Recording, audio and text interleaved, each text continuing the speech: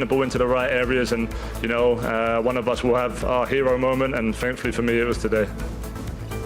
I never doubted them. Yes, England for a moment were facing a humiliating exit from the World Cup before Captain Harry Kane came to the rescue. And it was a most extraordinary goal. But how will the Three Lions fare in their upcoming game against Mexico?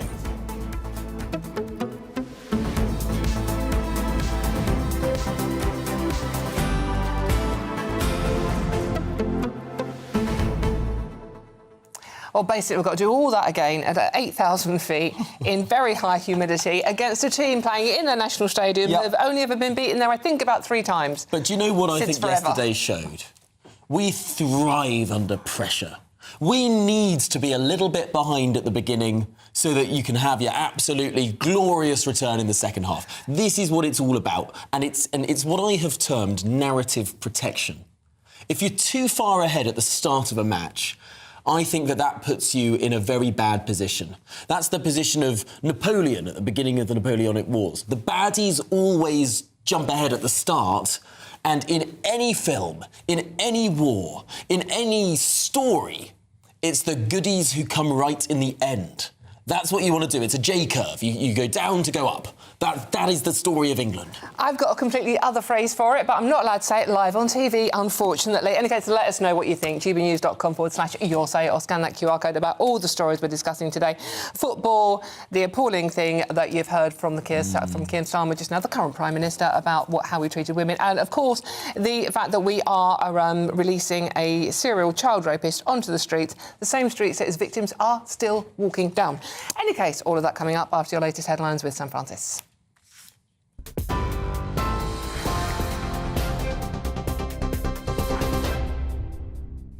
Tom, Dawn, thank you very much and good afternoon to you. The top story just after midday. Well, Sir Keir Starmer has called historical forced adoption a stain on our history as he formally apologised on behalf of the British state. In a statement to the Commons, the Prime Minister said he found it hard to read the testimonies of mothers, children and families affected, particularly as a father. An estimated 185,000 babies were taken from their mothers in the 1950s, 60s and 70s. Sir Keir said that many young and vulnerable women were coerced, bullied or misled into believing they had no choice. He also said the practices were embedded across local authorities, voluntary and faith-based institutions, and that health and social care services, including parts of what is now the NHS. Also this hour, Andy Burnham has said nothing is off the table to deport the ringleader of a Rochdale grooming gang as he prepares to leave prison today. Shabir Ahmed, who is 73, will be released tomorrow after serving 14 years for rape and sexual offences against young girls. Victims have been told that Ahmed cannot be deported to Pakistan despite being stripped of his British citizenship. They've expressed fears for their safety once he's released. The Shadow Business Secretary Andrew Griffith told us that he thinks Parliament should change the law to force Shabir Ahmed out of the country. We should, as a country, be using every sanction in the book to make sure that countries take people back, as well as reforming the ECHR, leaving the ECHR, reforming other aspects of human rights laws to ensure that that can absolutely happen. So nothing's off the table. The visa regime, foreign aid, trade sanctions to make countries take people back, and reforming our own laws to ensure that we have the absolute ability to deport criminals and animals like this. Opposition parties are demanding to know what Sir Keir Starmer will cut to fund his £15 billion defence pledge. The Prime Minister says the money will come from investment budgets in other areas, including road and energy projects. But the Treasury has only identified just over £10 billion so far. That could leave Andy Burnham, the likely incoming Prime Minister, having to find the remaining £4.7 billion. Opposition MPs say Labour must come clean and are warning that schools and hospitals could lose vital funding. The body responsible for investigating miscarriages of justice has been told to urgently improve its investigations to avoid another scandal like the Andrew Malkinson case. An independent inspection examined 60 cases and made 34 recommendations. The watchdog found weaknesses, delays and inefficiencies and warned that the Criminal Cases Review Commission lacks proactive quality assurance. Andrew Malkinson spent 17 years in prison for a rape he did not commit. A review found he could have been freed 10 years earlier if the CCRC had obtained new DNA evidence sooner. But the Commission's interim chair, Dame Vera Baird, says the organisation is now committed to tightening its processes. Criminal Cases Review Commission has never been inspected before, and that is quite a surprise. It is a unique organisation. It's wholly different from the rest of the criminal justice system, and yet the rest of it is regularly inspected. It was imperative that we check that every bit of our process was tightly run and well scrutinised so that we could be confident going forward that it's much less likely there'll be any more mistakes. And England are through, but only just after Harry Kane spared them from a major World Cup scare against Democratic Republic of Congo last night. The comeback sparked these wild celebrations among fans watching at home.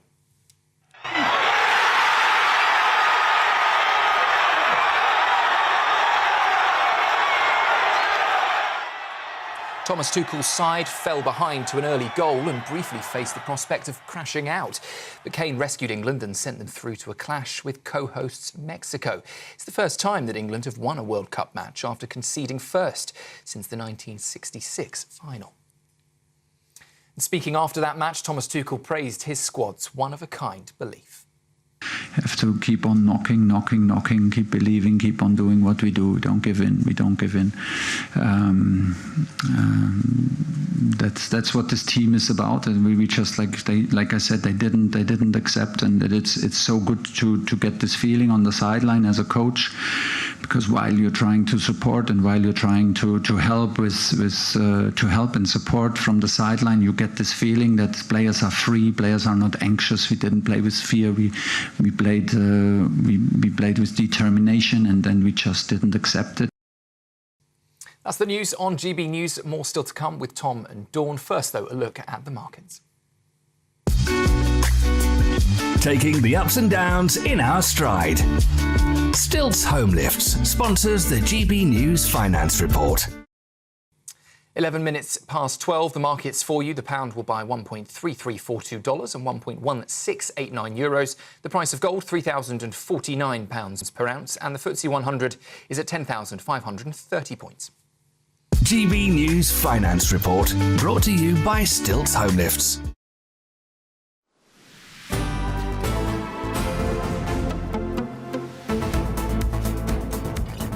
Good afternoon, Britain. It's now 11 minutes past midday. And Andy Burnham, yes, the putative Prime Minister, says nothing is off the table to deport the ringleader of the Rochdale grooming gang as he prepares to leave prison later today. The grooming gang leader, not Andy Burnham. It is the most horrific story, it really is. You know, the person leaving... What a person? I don't think he qualifies as a human being. 73-year-old Shabir Ahmed will be released after serving 14 years... 14 years, people, for rape and sexual offences against young girls, many as young as 12. Well, the Home Office says it's working with other government departments to explore options in this case. Let's speak to our chief political correspondent, Catherine Forster, who's got more on this story. Catherine, there'll be a lot of concern about this man back on the streets. Yes, that absolutely will. And Maggie Oliver, obviously a grooming gang whistleblower and champion of the victims, has been speaking to some of the women who were, of course, young girls. And they are, frankly, terrified. We expect this man to be released today. Crimes, up to 50 young girls abused by this gang. And, of course, he was the ringleader. We're told that he will be in supervised accommodation initially, and there will be an exclusion zone around Rochdale so that he cannot go there. But that clearly will not be seen as enough, not least by the incoming Prime Minister, Andy Burnham, who said yesterday, like everyone, I want this vile criminal out of the country. Victims must come first. He says that he's asking the Home and Foreign Secretaries to review all possible options and said that they should consider that nothing is off the table, but it's very difficult, and all because of the Immigration Act of 1971, that means that because this man arrived before 1973 and was here for more than 5 years before we would have tried to deport him, that means that legally we can't get rid of him. Now, we stripped his British citizenship years ago. He is a Pakistan citizen too, and in theory we have a returns agreement signed with Pakistan in 2022 that says that we can deport foreign offenders back there. But it's very difficult now. Education Minister Baroness Jackie Smith spoke to GB News this morning. Let's have a look at what she had to say. We're looking at everything that it would be possible for us to do, both in terms of this position with respect to the law and also the difficult job of persuading Pakistan to take him back. I completely understand people's sort of anger and disgust about what this man has done. What we need to try and do now in government, as Andy rightly says, is to look at every single way that we can to try to ensure that we're able to remove him from the country. I'm not saying to people that this will be easy, but this is what people are working on now. So the government say that they're looking at all options and that basically they're trying to persuade Pakistan to take him back. But what if Pakistan refuse? Jake Richards, who's a Justice Minister, said yesterday that there's long-standing issues in, quote, our ability to deport foreign national offenders to Pakistan. And he has said that it seems unlikely. I think people seeing this will just feel furious at our seeming powerlessness to get really bad people out of our country who clearly have committed terrible crimes and will be seen as a threat to people in this country. We haven't really had someone with any legal expertise running the country for the last couple of years. We could have done something about this before this piece of filth was due to be released. Well, yes, indeed. I mean, Jackie Smith also did point out that it was the Prime Minister, when he was Director of Public Prosecutions, that was ultimately responsible for bringing this gang to inquiry into grooming gangs going on. This was so widespread, and I came out of an event in Oxfordshire a couple of years ago, and in the centre of Oxford a man came up to me and said, thank you so much to GB News for everything that you're doing. And you know, it's still in fact going on. It is indeed. Really, really terrible. Well, Catherine Forster, thanks indeed for joining us there live from Westminster. Let's speak now to the child abuse lawyer David Greenwood, because, David, I want you to pick up on that final thing that Catherine just said there. This is still going on. It is still going on. Let's face it, it's human nature for people in positions of power to abuse that power against people who are vulnerable. That's what these men do. They pick on vulnerable girls on the street or even online, and they try to coax them into sexual activity with them. So, yeah, it's still going on today, and the online in particular is out of control. David, just explain to viewers and listeners exactly why we can't send this particular, I can't even use the word man, is not a man, this particular creature back to Pakistan. Right, so the Immigration Act 1971 tells us legally that he came before 1973, and he's been here for more than 5 years. So there's a criteria in that act that prevents us from deporting him. So this is a loophole, now, basically. It's a loophole. It is a loophole designed to protect people back then who were in the Commonwealth. But it wasn't, I suppose, it wasn't designed to deal with sex offenders. It's probably designed to deal with low-level criminals. But David, this isn't an international obligation. This is domestic legislation. And if Parliament was so willing, as far as I understand it, Parliament could change the law in order to get this man deported. Yes, it could. It would have to be retrospective legislation. There's a convention against passing retrospective legislation, although if the mood of the country is such that it's demanded, the Parliament is sovereign, so it can do that, yes. David, which begs the question, this has been going on for decades now. We know that potentially hundreds of thousands of girls have been abused, some as young as 10. Why has no one done it until now? We've had a lawyer running the country for the last 2 years. We knew this creature was coming out. Why did nobody go, well, he's going to be walking the same streets as his own victims?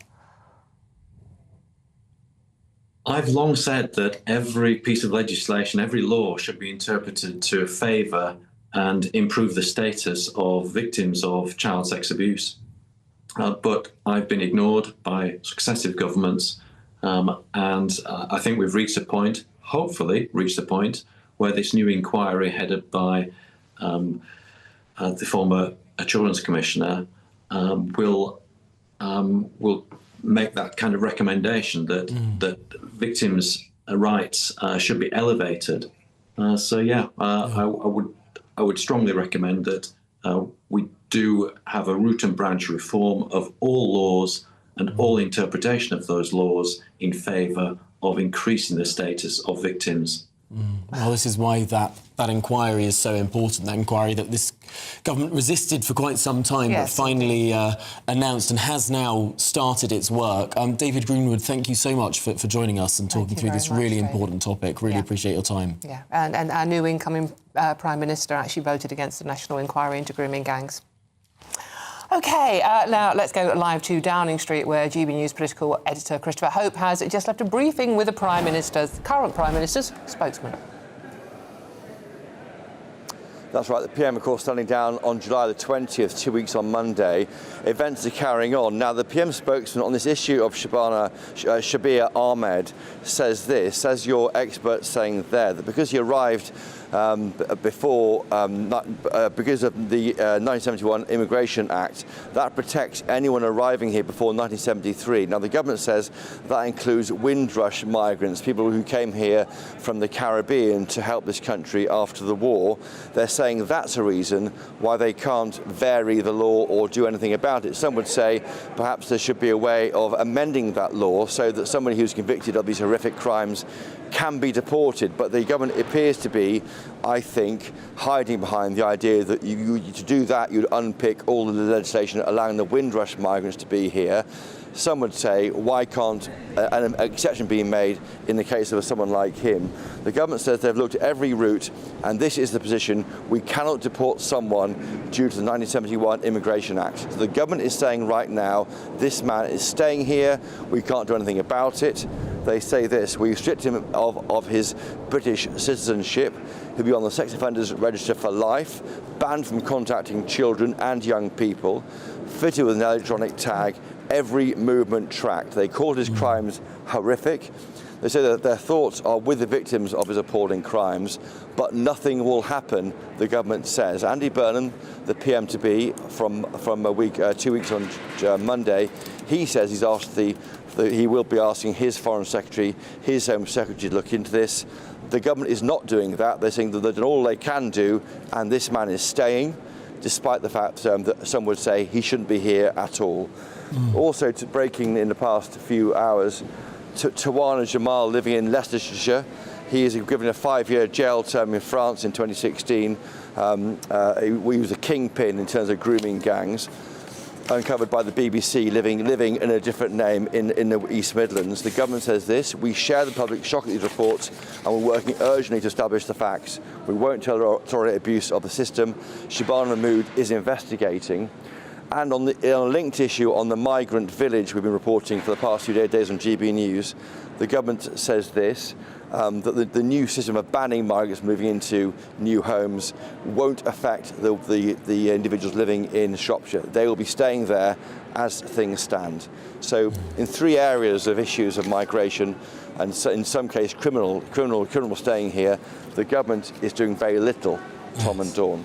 And Chopper, people will be sat at home with their jaws hitting the floor that the government, not bound in this case by international law, not bound in this case by the ECHR or the Refugee Convention or any of those international treaties, the government is bound in this case by the 1971 Immigration Act, an Act of Parliament that our Parliament can amend, can change, can make an exemption for sexual criminals, can make an exception for people who've been in prison for decades, can make any sort of exception that they want. Parliament can change this law.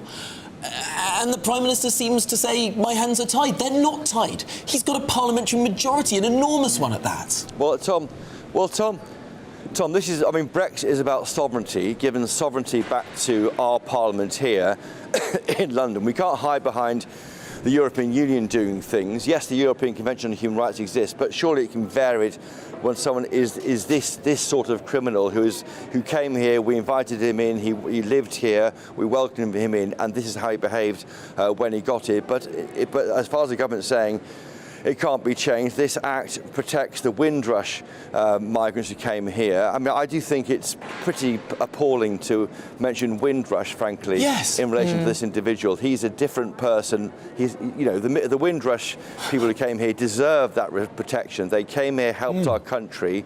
We welcome them here. But to use that also, as a way of not talking about this man, I think is appalling, frankly. Yes, I completely agree with you. But also, surely, if someone came over as a Windrush migrant and committed a sexual crime, this government would want them deported. Well, just because they're a Windrush migrant should not give them immunity to deportation if they've committed a heinous crime. This is the most extraordinary mindset of the government.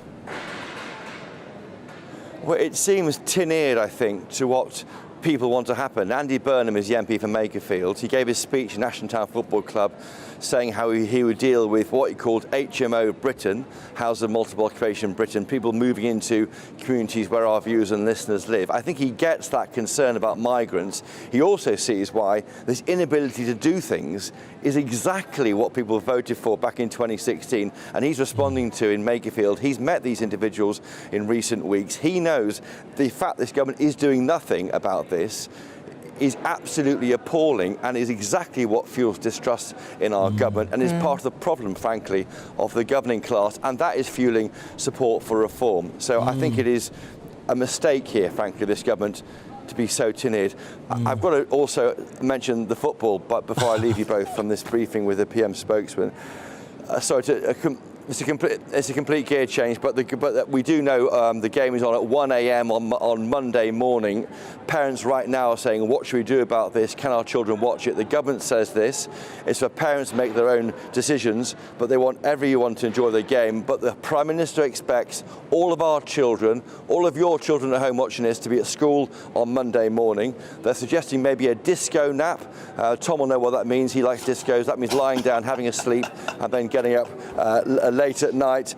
No plans for an emergency bank holiday. And Steve Reed, the Community Secretary, has written to Council this morning telling them to allow pubs to stay open from 1 a.m. to 3 a.m. on Monday morning. But the bad news for children who have to miss school is you're due in the classroom Monday morning, says the PM. OK, well, Christopher Hope, live from Downing Street, thank you so much for bringing us all of that from the heart of government. That was one hell of a briefing there. OK, this is Good Afternoon Britain on GB News. Lots more coming up on today's show. Yes, Prince Harry faces elevated risk from terror plots when he comes to the UK next week. We'll have the latest on that. All of that and much more to come. This is GB News, Britain's news channel. We'll see you very, very soon.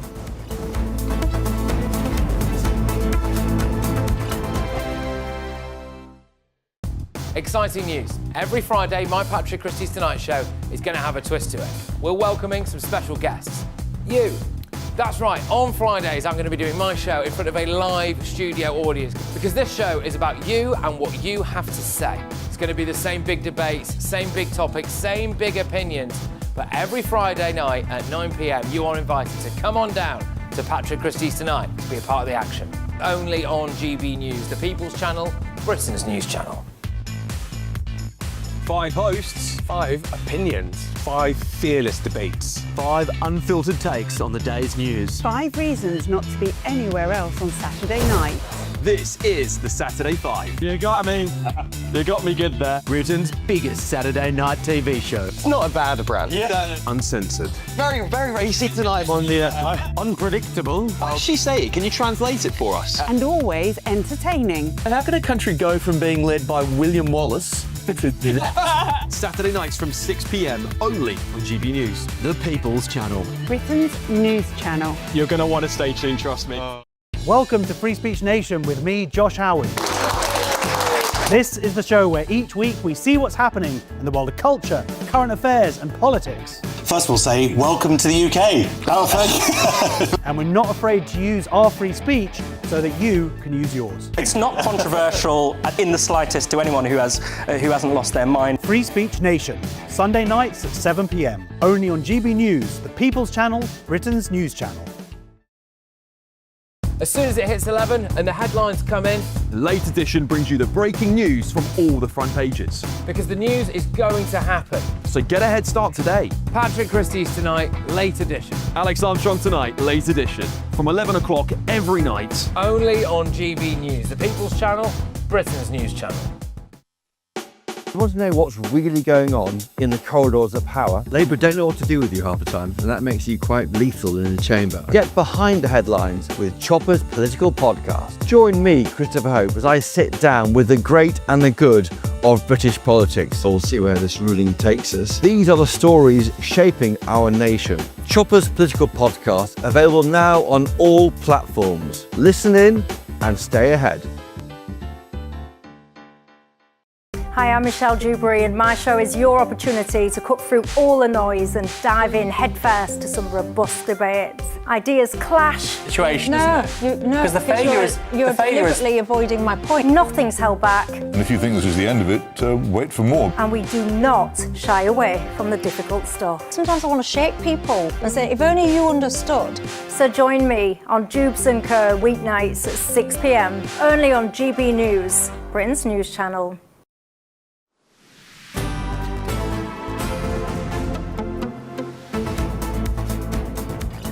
Good afternoon, Britain. It's just gone 12:30. And a highly sensitive security report has revealed Prince Harry has been the target of 6 terrorist plots, including 5 originating in the UK. Well, the revelations come ahead of the Duke's visit to Britain next week, renewing concerns about his safety after he was not offered full-time police protection. Well, GB News royal correspondent Cameron Walker has the story for us. Cameron. Yes, a tricky one. This report was written by Prince Harry's own security team in the United States. They submitted that report to authorities here in the UK, which claims that there are 6 plots against Prince Harry and his family from both jihadists and far-right people mostly within the United Kingdom, some within the US as well. There was an attempted break-in with a guy with a hammer and some duct tape trying to get into their Montecito home in 2023, for example. Of course, Prince Harry has been fighting for years to get his security reinstated. It was downgraded when he left as a working member of the royal family, etc., etc., etc. The reason I say etc., etc., etc. is because on several occasions he has tried to get that reinstated, mostly actually through the courts, the High Courts. A judge said no. The judge also said he cannot pay for his own police protection. That's something he offered to do. The reason being is it would create a dangerous precedent that a very rich person could basically hire the Metropolitan Police for their own use. So a judge put a stop to that. So it leaves Harry in this difficult position next week where he wants to bring his wife and kids to the United Kingdom, but there are, it appears, he would suggest, plots against him and quite dangerous plots against his life. He gets a police liaison phone number when he's in the United Kingdom, clearly far more many digits than 999 if someone jumps over a barrier and runs at him with a knife. His own bodyguards who he pays for and brings across with him, you can see one of them on your screen now, that guy in the grey jacket. They are not allowed to carry firearms in the UK. They also don't have access to the same MI5 intelligence that the police force in the UK get. I would suggest that the timing is quite significant, that this has been leaked first by to ITV News and has been confirmed by us here at GB News, considering it's just a couple of days away that he's meant to bring him and his family to the UK.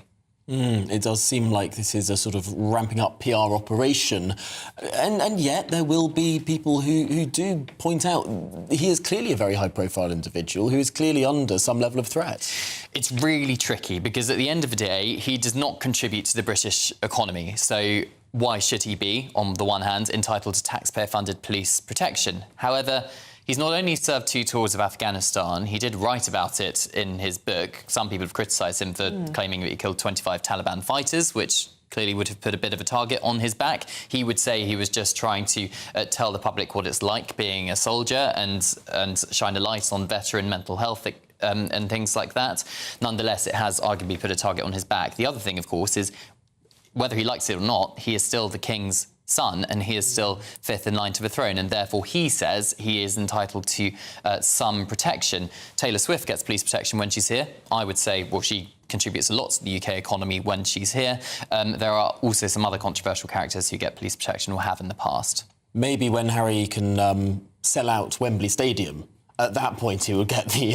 And he gives government ministers free tickets. That might help, I think. Well, Cameron Walker, thank you very much indeed for bringing us all of that. This is Good Afternoon Britain on GB News, and plenty more still to come.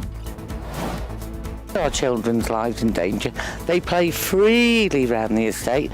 That has to stop. We leave our doors open because we all know each other. They'll have to be locked.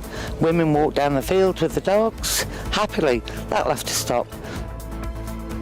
A row over plans to house asylum seekers in a Shropshire village is growing. Residents set to confront their local MP at a public meeting tonight.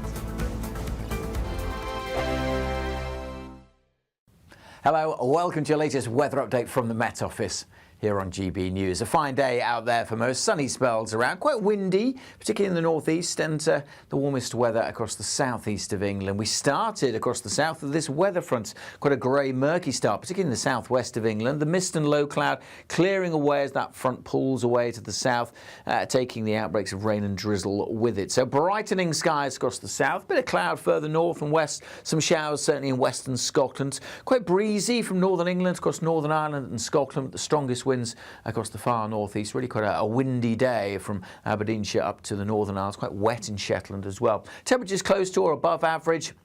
High teens, low 20s, but in the southeast, 25, 26, feeling quite warm through the afternoon. And quite a pleasant summer's evening here, right across the south of England, South Wales, lots of sunshine. The wind's fairly light, a bit more cloud further north, but even here too, most places dry and bright to end the day. The breeze continuing to ease. 1 or 2 light showers possible across the north of Northern Ireland and into northern Scotland. The rain by this evening pulling away from Shetland. Still quite windy, but those winds continuing to ease down all the while through this evening. Most places then will have a dry evening leading into a dry night and a clear night as well. Some cloud at times drifting into western Scotland. 1 or 2 showers possible here, but to say most places will stay dry. Quite a fresh, quite a comfortable night. Temperatures dipping down to 10 to 13 Celsius in most towns and cities, perhaps a little higher in the bigger cities across the south. On to Friday, and again for most places fine with some hazy sunshine, certainly for most of England and Wales. A bit more cloud in western Scotland, 1 or 2 showers after a dry start with some brightness. We'll see the cloud thickening in Northern Ireland with outbreaks of rain trickling in here through the course of the afternoon. Temperature-wise, starting to notch up a little bit over the next few days. Thank you, Britain, for making GB News Radio such a huge success. Whether you're in the car, on the go, or listening at home, thank you for choosing us as your radio station. Good afternoon. This is the latest AI travel news from GBNews.com. The A92 Tay Road Bridge is closed to double-deck vehicles with a 30 miles per hour limit due to high winds. A collision is causing delays on the M27 near Southampton, and the M4 near Wokingham is also affected by a crash. Lane closures are in place on the M60 after Junction 6 in Salford due to bridge works. The Humber Bridge is closed to high-sided vehicles, impacting the M1 near Rotherham, M18 near Doncaster, and M62 near Wakefield. The The A5 southbound after the A422 in Northamptonshire is closed. And on the trains, East Midlands Railway faces disruption on some routes.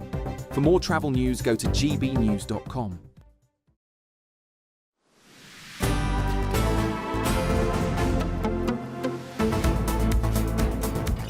Good afternoon, Britain. It's coming up to 20 to 1. Now, the Home Secretary, Shabana Mahmood, has banned asylum seekers from being housed in new-build homes after backlash over plans for a development in Shropshire.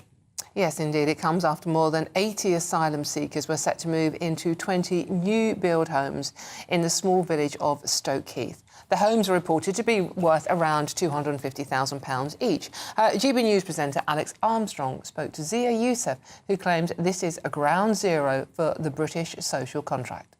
This is ground zero for the British social contract, isn't it? The message to the British people now is extraordinary. If you work hard, you pay your taxes, you play by the rules, then one day you'll get to pay for foreign nationals who broke into Britain illegally to come and live in £250,000 brand new houses. That is now the social contract. Well, let's get some more on this now with the human rights lawyer, Shoaib Khan. Shoaib, thanks indeed for joining us. There will be a lot of people deeply, deeply worried about HMOs owned by the government, whether they're new build or not new builds, being filled up with asylum seekers. People just don't want it on their streets. Hi. So I mean, like you just said, I think that makes, that is slightly more logical than how most of the media and politicians are presenting it. So the point is, and that was something I actually genuinely want to ask some of the people, raising these concerns. Is the issue that it's too new? Is the issue it's such a nice house, we don't want these people living in there? Or is the point we don't want these people being accommodated? Or is the point why are these people living in a city? Or is the point why are they on my street? I'm just not sure what the issue is. So the point is, first we put them in hotels, several of them in a tiny hotel. They would hang around outside the hotel, go to local parks. Then there were issues, why do they leave the hotel? Then we put them in unused military barracks, where there would only be like one bus in the whole day. And then we said, well, they don't integrate. Why do they live in ghettos? They're not even learning any English. Then we say we don't allow them to work. And then we say, well, why don't they contribute? Why aren't they paying taxes? So I'm not really sure what do we want. Obviously, I mean, let's just be honest. If the whole point is we don't want anyone who looks like this in our country, then that's a completely separate debate. But we can't keep attacking every time they're kept anywhere, housed anywhere, fed anything. We have a problem with it. So, I mean, I just think we just need to be real clear about what is the objection right now? That why are these new houses being given to them or this particular street? Why is this? I mean, and also, I know we talk about, and the Home Office says these people need to be sort of, spread around the country. We don't want them in ghettos, which is the right thing. But these are, around 80 people, 80 asylum seekers in one town? So, I mean, I don't know. What do we think? Should it be like 2 asylum seekers per town? 3? Of course, it's going to be a few dozen. So I'm really not sure what the issue here is. Well, Shoaib, your issue seems to be the fact that people you accuse are being racist over this. That you say we don't want people that look like this. No one's spoken about what they look like, what race they are, or what religion they are. No one's even mentioned that apart from you.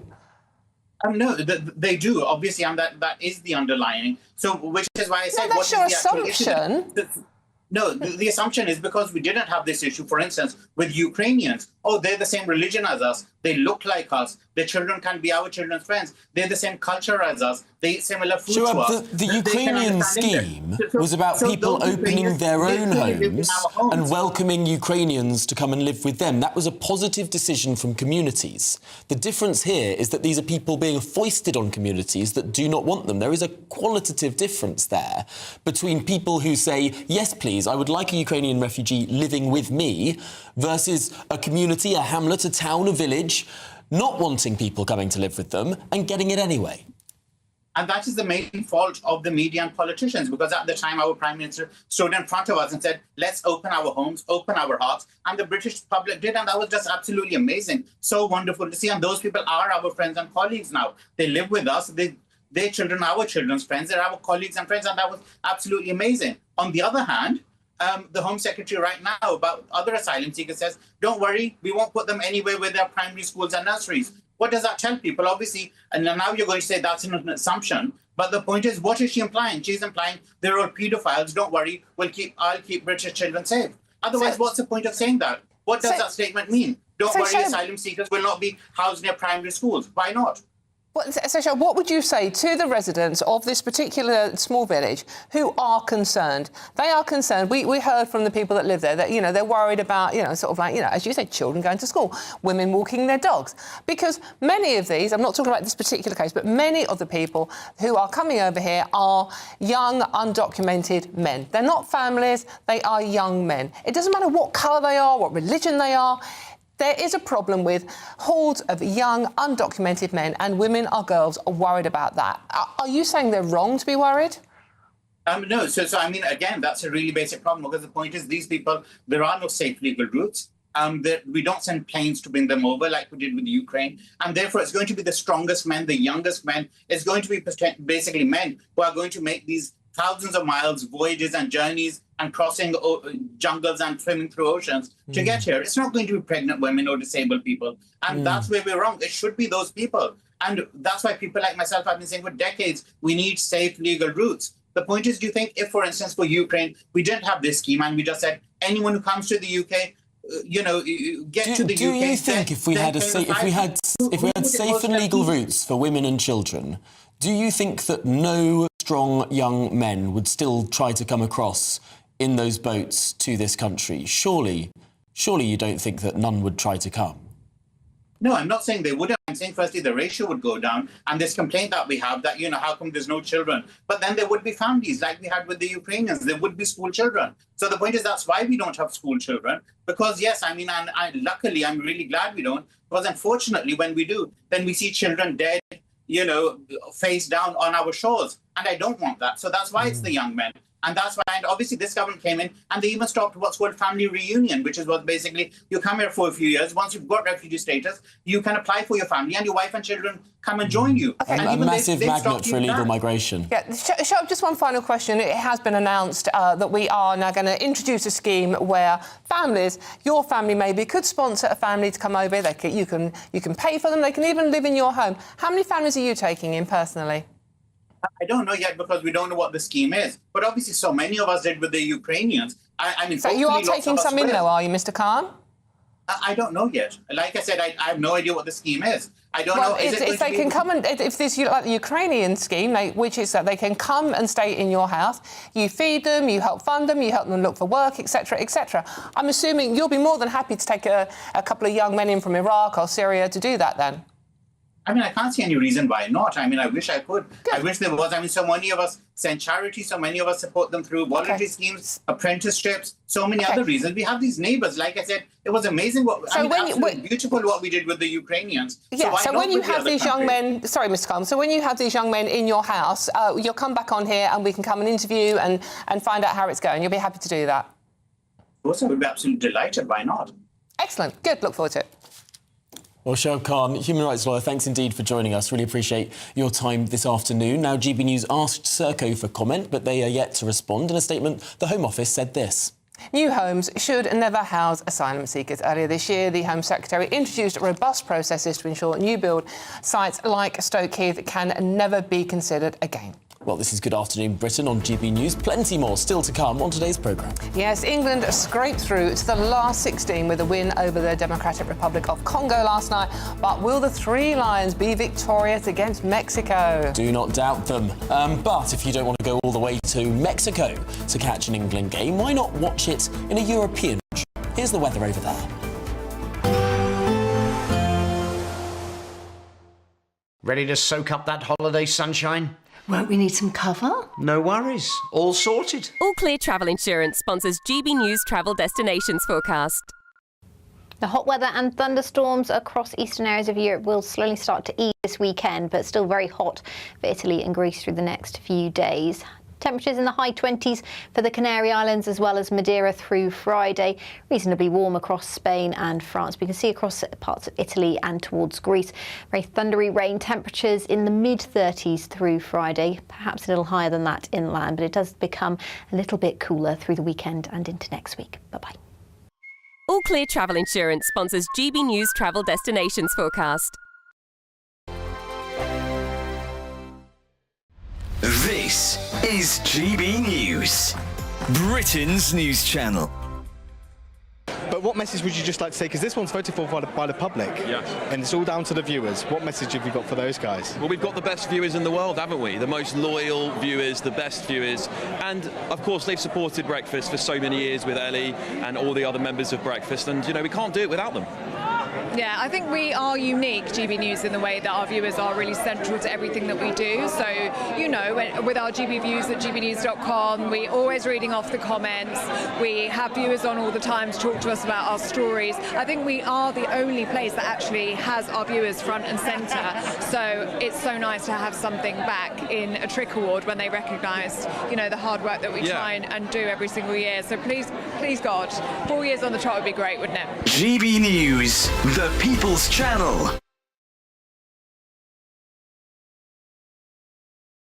This is GB News, Britain's news channel.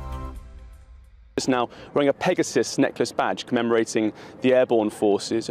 This week, 76 years ago, started the Korean War, often known as the Forgotten War. This is an opportunity for remembrance as well, isn't it? That's right. In remembering with all of the conflicts, you know, it's affected every single person here who is in uniform.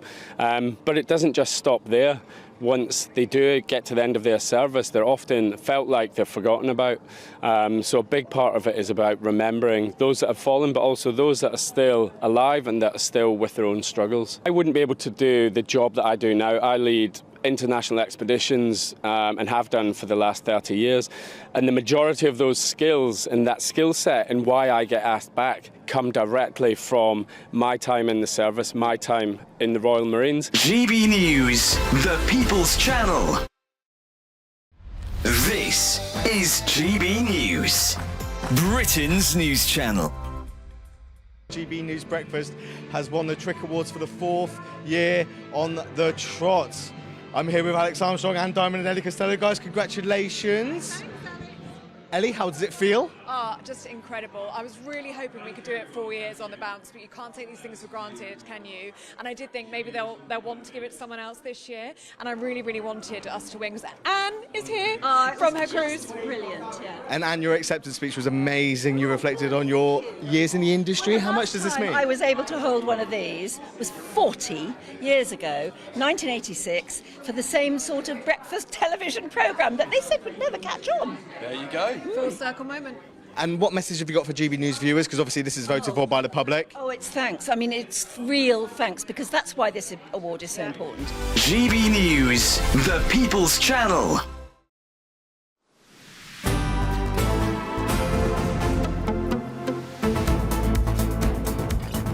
Good afternoon, Britain. It's now 10-1 and to the World Cup, where England are through to the last 16. But of course, they didn't make it easy for themselves. Indeed. If you managed to watch the game, you will know this already. If you didn't, Harry Kane saved his side from a humiliating defeat to the Democratic Republic of Congo after England went behind in just the 7th minute and everyone was going, oh, here we go again. Kane scored twice in the last 15 minutes as England won their round of 32 tie by 2-1. I feel like it's world of sport suddenly all of a sudden. I never doubted them, not for a minute. I did. Well, England will face Mexico in the last 16. And GB News reporter Sophie Reaper has been speaking to fans of the beautiful game in Manchester. What did you make of the game last night? I think it was quite tense. We didn't know what the result was going to be. I think everyone was quite excited. The start of the match was looking well, and then I'm glad I watched it at home, to be honest, because I think the atmosphere would have been quite dull in the pubs up until the very end, but obviously very happy with the result. And are you going to stay up and watch the Mexico game? Is it like 1 a.m? Depends if it's on a weekend. I don't know what night is on. It's Monday morning. No, I'm definitely not going to be watching that. But are you going to be staying up for the game then? I will do, yeah, definitely. Yeah. What do you reckon of England's chances? I reckon they don't give us much of a chance, but I reckon even we're going to win 2-0. 2-0 against Mexico? Yeah. And how far can they take it? Is this the year it comes home? No. No, not when you see the way France and Spain play. They're the most dangerous. We could beat them, but I don't think we will. Well, I mean, ultimately, England are going to win this, aren't they? Win which? Sorry, I was looking at the hand of God, because there's a link there. The hand of God goal. Remember that one? Yes, Argentina when we played there, and Maradona put the ball into the net. So are England going to well? We are now playing, as everyone knows, we are now playing Mexico at 1 a.m. on Monday morning in the Azteca Stadium. It is a fortress. It's a fortress. It's very high up in the sky. Yes. The air is thin. The crowds are absolutely jam-packed with Mexican fans. I mean, I think this team, however, thrive under pressure. Right, and I think it's exactly the kind of pressure that will produce a magnificent win for England. I wish I shared your optimism. The competitive record at the Azteca for Mexico is 70 wins from 89 games. You do the statistics on that. 17 draws and only 2 defeats. They're also unbeaten in 10 World Cup games there. Well, we're soon about to have the 3rd defeat of Mexico. Yeah, right. Well, I mean, look, anything's possible. Anything is possible. It is the World Cup, but the altitude is going to be there, 7,220 foot. But do you know the highest ground in the UK? What ground is that? Oh, I have no idea. You like these little facts? Come on. No, it's at West Bromwich Albion. Is it? Yeah, which is a staggering 551 foot. That doesn't Good luck, count. boys. That doesn't count. Oh, goodness me. Well, I'll be staying up, I think, for it, if there's a good enough party to go to. Will you? GBNews.com/your say. Anyway, we'll be back with you after the weather with Alex Deakin.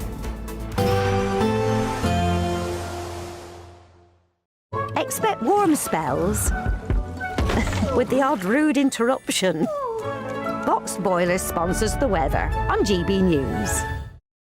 Hello, welcome to your latest weather update from the Met Office here on GB News. A fine day out there for most, sunny spells around, quite windy, particularly in the northeast, and the warmest weather across the southeast of England. We started across the south of this weather front, quite a grey, murky start, particularly in the southwest of England. The mist and low cloud clearing away as that front pulls away to the south, taking the outbreaks of rain and drizzle with it. So brightening skies across the south, bit of cloud further north and west, some showers certainly in western Scotland. Quite breezy from northern England across Northern Ireland and Scotland, the strongest winds across the far northeast. Really quite a windy day from Aberdeenshire up to the Northern Isles. Quite wet in Shetland as well. Temperatures close to or above average. High teens, low 20s, but in the southeast, 25, 26, feeling quite warm through the afternoon. And quite a pleasant summer's evening here, right across the south of England, South Wales, lots of sunshine. The wind's fairly light, a bit more cloud further north, but even here too, most places dry and bright to end the day. The breeze continuing to ease. 1 or 2 light showers possible across the north of Northern Ireland and into northern Scotland. The rain by this evening pulling away from Shetland. Still quite windy, but those winds continuing to ease down all the while through this evening. Most places then will have a dry evening leading into a dry night and a clear night as well. Some cloud at times drifting into western Scotland. 1 or 2 showers possible here, but to say most places will stay dry. Quite a fresh, quite a comfortable night. Temperatures dipping down to 10 to 13 Celsius in most towns and cities, perhaps a little higher in the bigger cities across the south. On to Friday, and again for most places fine, with some hazy sunshine, certainly for most of England and Wales. A bit more cloud in western Scotland, 1 or 2 showers after a dry start with some brightness. We'll see the cloud thickening in Northern Ireland with outbreaks of rain trickling in here through the course of the afternoon. Temperature-wise, starting to notch up a little bit over the next few days. Expect warm spells with the odd rude interruption. Box Boiler sponsors the weather on GB News. We're celebrating a golden summer with a terrific 2-part Great British giveaway. First, you could win a sensational £60,000 in tax-free cash. And that's not all, as you'll also win our most precious prize to date, a fine gold bar worth over £5,000. For a chance to win, text GOLD to 63225. One entry costs £2.50 plus 1 standard network rate message. Or text BONUS to 63225. 5 entries cost £5 plus 1 standard network rate message. Go to gbnews.com/win. Entry start at £2.50. Call 0903 686 3232. Calls cost £2.50 plus your network access charge. Or post your name and number to GB22 PO Box 8690 Derby DE1 9TT. UK only. Entrance must be 18 or over. Lines close at 4 p.m. on the 21st of August. This is a network giveaway. Entries will be pooled. Please check the closing time if listening or watching on demand. Good luck. Bold. They are under no illusion. Brave. Are you a human trafficker? Boundless. I've had enough of the nonsense, and I'm not afraid to say it. Don't get this on the BBC. Every weeknight, I tear through the headlines. The smell of gasoline. Should we be worried about it? From Westminster madness to cultural war chaos. What I'm going to do now is they are throwing things out the car as we speak. Get ready, Britain. Here we go. Patrick Christie's tonight, weeknights from 9 p.m, only on GB News, Britain's news channel. I've been in Westminster for a long time, but I know that though power may be here, its effect on people's lives is across the whole of the country. We may be where rules are made, but it's where they're implemented that matters.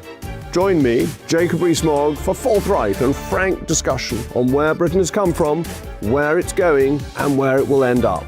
That's State of the Nation, Monday to Thursday, 8 to 9 o'clock. Vox Populi, Vox Dei.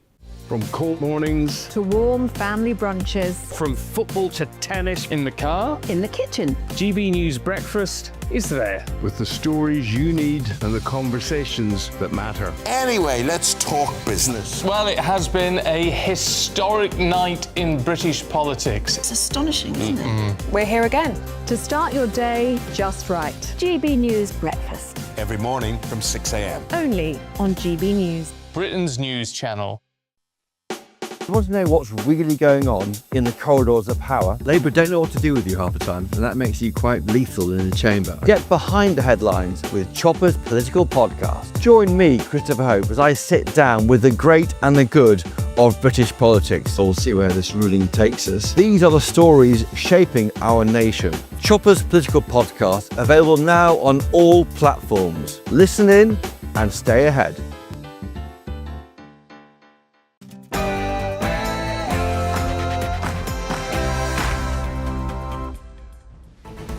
Good afternoon, Britain. It's 1 o'clock on Thursday, the 2nd of July. I'm Dawn Neeson. And I'm Tom Harwood.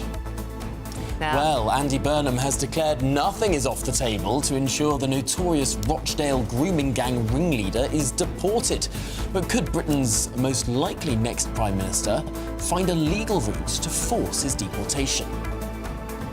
and plans to build in the City of London have been delayed once again over concerns of impacting World Heritage sites like the Tower of London, with campaigners calling the move anti-growth. Elsewhere, the Metropolitan Police has been given new powers to ensure, or indeed issue, £100 on-the-spot fines for wolf whistling and catcalling. But is this the best use of police time and resources? And as England fans gear up for Monday's 1 a.m. clash with Mexico, what are the best tips for staying awake ahead of the match or just going through the night? We'll be speaking to a sleep expert later on the show.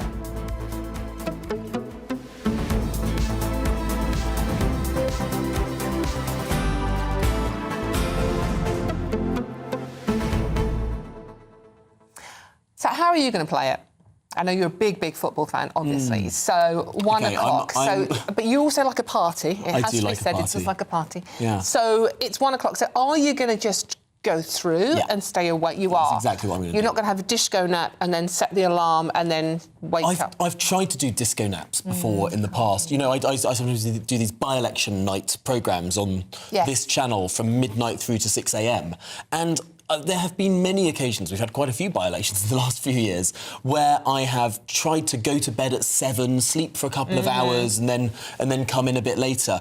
It never works. I can never go to sleep. I can't go to sleep before my normal bedtime. I just won't do it. My circadian rhythms are not in tune to that lifestyle. And I find it's really difficult when you've got work to do, or when you're sort of like trying to plan, the football game itself. It's like you're trying to switch your brain off and prepare. It's like you can't do it. I can't do it either. So I'm probably going to stay awake as well. Yeah. Lots of caffeine, I think. But you get up at 3 a.m. anyway. Yeah, so there is that. I just might get up a little bit earlier, to be honest. I think you're just going to have to plough straight through and just do an all-nighter. Yeah, no, absolutely. But let us know what you're going to do. I mean, it is Monday, it's 1 o'clock. I mean, certainly if you've got little ones, are you going to let them stay up and watch it? Some schools are actually letting children come in a little bit later in the day. I suspect that's down to the individual school, not the government, by the way. I suspect that's because some of the teachers might want to stay awake as well.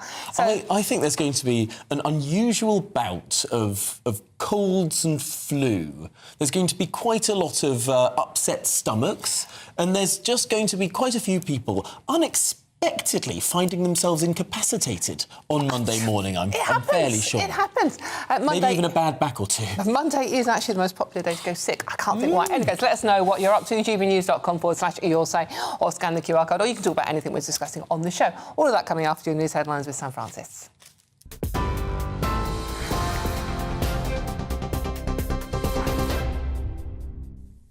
Tom, Dawn, thank you very much and good afternoon to you. The top story this lunchtime. Well, we now know that the ringleader of the Rochdale grooming gang has been released from prison, despite calls for him to be deported. Shabir Ahmed, who's 73, was in jail from 2012 for child sexual offences, including rape. Ahmed has been stripped of his British citizenship, leaving him with Pakistani nationality. But officials say a law from 1971 prevents his deportation because he is part of a small group of Commonwealth citizens who arrived in the UK more than 50 years ago. It's understood Ahmed is now in secure accommodation, wearing a GPS electronically monitored tag. Now, in the last few minutes, Downing Street has said Sir Keir Starmer has asked the Home Secretary to consider what can be done to deport Shabir Ahmed. But Shadow Business Secretary Andrew Griffith is one of several senior Conservatives arguing that MPs already have that power. We should, as a country, be using every sanction in the book to make sure that countries take people back, as well as reforming the ECHR, leaving the ECHR, reforming other aspects of human rights laws to ensure that that can absolutely happen. So nothing's off the table. The visa regime, foreign aid, trade sanctions to make countries take people back, and reforming our own laws to ensure that we have the absolute ability to deport criminals and animals like this. Also this lunchtime, Sir Keir Starmer has called historical forced adoption a stain on our history as he formally apologised today on behalf of the British state. In a statement to the Commons, the Prime Minister said he found it hard to read the testimonies of mothers and children affected, particularly as a father himself. An estimated 185,000 babies were taken from their mothers in the 1950s, 60s and 70s. Sir Keir said many young and vulnerable women were coerced, bullied or misled into believing they had no choice. He said the practices were embedded across local authorities, voluntary and faith-based institutions. Opposition parties are demanding to know what the government will do to cut funds and fund his £15 billion defence spending pledge, Sir Keir Starmer, that is. The Prime Minister says the money will come from investment budgets in other areas, including road and energy projects. But the Treasury has only identified just over £10 billion so far. That could leave Andy Burnham, the likely incoming Prime Minister, having to find the remaining £4.7 billion. Opposition MPs say Labour must come clean over where the axe will fall, and a warning that schools and hospitals could lose vital funding. The body responsible for investigating miscarriages of justice have been told to urgently improve its investigations to avoid another scandal like the Andrew Malkinson case. An independent inspection examined 60 cases and made 34 recommendations. The watchdog found weaknesses, delays and inefficiencies and warned that the Criminal Cases Review Commission lacks proactive quality assurance. Andrew Malkinson spent 17 years in prison for a rape he did not commit. A review found he could have been freed 10 years earlier if the CCRC had obtained new evidence sooner. But the Commission's interim chair, Dame Vera Baird, said that the organisation is now committed to tightening its processes. Criminal Cases Review Commission has never been inspected before, and that is quite a surprise. It is a unique organisation. It's wholly different from the rest of the criminal justice system, and yet the rest of it is regularly inspected. It was imperative that we check that every bit of our process was tightly run and well scrutinised so that we could be confident going forward that it's much less likely there'll be any more mistakes. And England are through, but only just, after Harry Kane spared them from a major World Cup scare against the Democratic Republic of Congo. The comeback sparked these wild celebrations last night.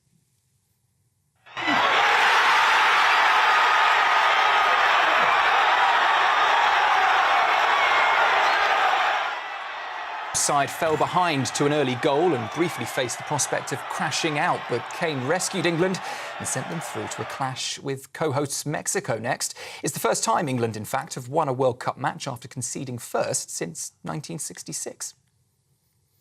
Speaking after that match, Thomas Tuchel praised his squad's one-of-a-kind belief. Have to keep on knocking, keep believing, keep on doing what we do. We don't give in.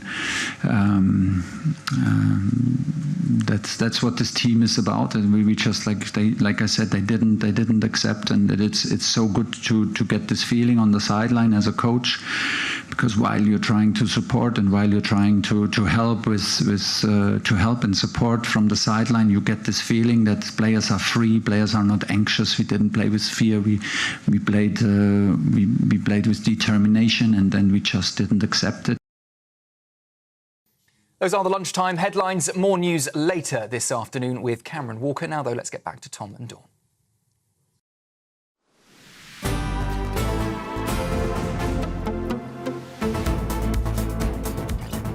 Good afternoon, Britain. It's 8 minutes past 1, and we start with some breaking news. The grooming gang's ringleader has just been released from prison, with Andy Burnham saying nothing is off the table to deport him. The 73-year-old Shabir Ahmed has been released after serving 14 years for rape and sexual offence against young girls, some as young as 12. Well, Downing Street says they've looked at every route but can't deport him due to the 1971 Immigration Act. Let's speak to our political correspondent Catherine Forster now, because Catherine, this seems fairly mealy-mouthed from the government. We now have this monster released onto our streets, and the government is saying that they won't deport him because of the law. But last time I checked, the government could change the law if they wanted. It's clear as mud to me, to be honest, the government's position. They seem to be putting out lots of contradictory messages. Now, Andy Burnham, who's going to be Prime Minister, let's face it, in just a couple of weeks, was very clear when he said, like everyone, I want this vile criminal out of the country. Victims must come first. He went on to say he was asking the Home and Foreign Secretaries to review all possible options and that they should consider that nothing is off the table. Jackie Smith, Education Minister, was on GB News a little bit earlier. Let's have a look at what she said. We're looking at everything that it would be possible for us to do, both in terms of this position with respect to the law and also the difficult job of persuading Pakistan to take him back. I completely understand people's sort of anger and disgust about what this man has done. What we need to try and do now in government, as Andy rightly says, is to look at every single way that we can to try to ensure that we're able to remove him from the country. I'm not saying to people that this will be easy, but this is what people are working on now. So, looking at all options, but in the briefing with the Prime Minister's official spokesman, they were very clear to our political editor, Chris Hope, that this man could not be deported. And they said, we have looked at every route, and this is the position. We cannot deport someone due to the 1971 Immigration Act. And that is the sticking point, because this man was here before 1973 and before he was more than 5 years before there was talk of deporting him. He is ineligible. We have a returns agreement with Pakistan that was brought in 2022. And in theory, we should be able to use that, but this Immigration Act seems to be blocking it. And frankly, the position from Andy Burnham and from Jackie Smith is very different to the very firm position that Number 10 have just taken, where they pretty much said nothing can be done. Worth saying, though, after that lobby briefing, a clarification was issued where they said the government will always consider all options in these vile cases. So having said on the record they can't deport him, and I think perhaps mindful of the feeling in the country, they are now being rather more how shall we put it? And they're slightly enigmatic, but they now want to say that they're not ruling anything out. This is Kafkaesque. This is chaos. These people do not... I mean, ultimately, I could understand a Prime Minister who was leading a hung parliament with no parliamentary majority saying, my hands are tied, I can't do anything, we're bound by legislation. The man got elected 411 Labour MPs less than 2 years ago. The Labour Party has an enormous majority in Parliament. They are not bound by previous legislation. No Parliament can bind its successor. If they wanted to, they could pass a very simple act of Parliament amending the 1971 Immigration Act. It seems absurd that they're saying they can't do anything about this. It's as if they don't realise they control Parliament. Well, I'm not a legal expert, but the Justice Minister, Jake Richard, was talking about this, and he was saying that there's long-standing issues with our ability to deport foreign national offenders back to Pakistan, and he was saying that it seems unlikely. Well, what's that saying? Where there's a will, there's a way. Andy Burnham, it sounds like, has the will. Will a way be found? Indeed. I mean, Catherine, the other problem, obviously, is that Pakistan have said they don't want him back. So if they refuse to let him get off the plane, if we do manage to get him on a plane, Pakistan could just send him straight back, I assume. I think people will be tearing their hair out and probably throwing things at the TV, because this feeds into this narrative that we're not really in control of our own destiny. We're supposed to have control, including of our borders. We've got somebody who's a Pakistani national, no longer a British citizen, in the country, clearly seen as a risk to British citizens. Maggie Oliver, the grooming gang champion, has been talking to victims, and yes, he's not allowed to go to Rochdale. Yes, he's going to be in supervised accommodation, but they are, of course, absolutely horrified, and he didn't even serve his full sentence. He was jailed in 2012. He served 14 years of a 19-year sentence. Wow. Catherine, thank you so much. It is utter madness. That's GB News chief political correspondent Catherine Forster there. You know what, Tom? It's almost like they don't care about the victims. They only held the grooming gang inquiry because they were under pressure. Now they're only talking about we'll do whatever we can because of the pressure from the public. So let's talk to our next guest, as activist and campaigner Jess Kane.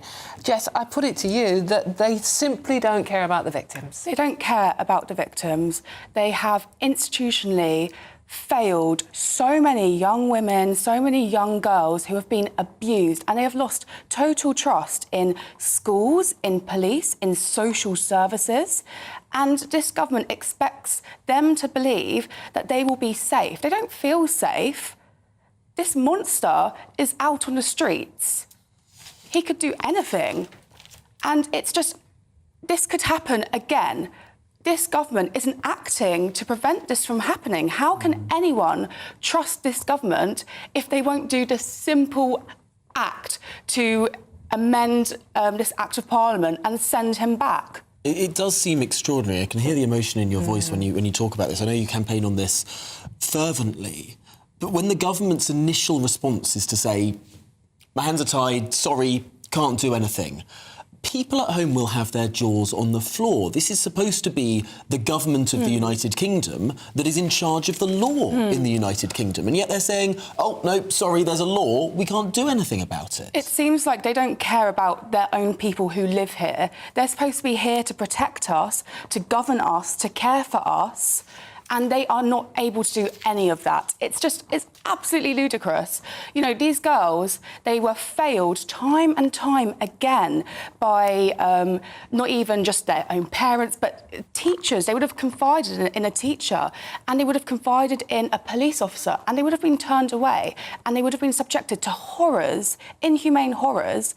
And then this government thinks it's totally fine for the law to remain the same and to not do anything to help women further. How can they trust this government? Ahmed, who's the creature we're talking about, has been ordered to live in a property that is monitored, banned from Rochdale, which is where the crimes were committed, and ordered to wear an electronic tag. A previous piece of filth that was subject to these conditions disappeared within 3 years of being released. He is now walking the same streets as his victims, and indeed he fathered a child with one of these victims. She was 13 at the time. He now potentially has access to that child as well as his victims. I mean, it's just ludicrous. When will this government get its act together and protect its children? You know, because this is still happening. This hasn't stopped. You know, if any of these monsters are on the streets, they are going to want to have access to their victims. It's a common pattern. They want to have the control. They want to have this power over people. They will want to go back and haunt them because for their own sick pleasure. So what is this government playing at? You know, if they can't even track one male, how are they going to track the rest of them? Jess, I can hear your anger and I share your anger and your frustration at the situation. Why do you think these girls are so worthless to our politicians?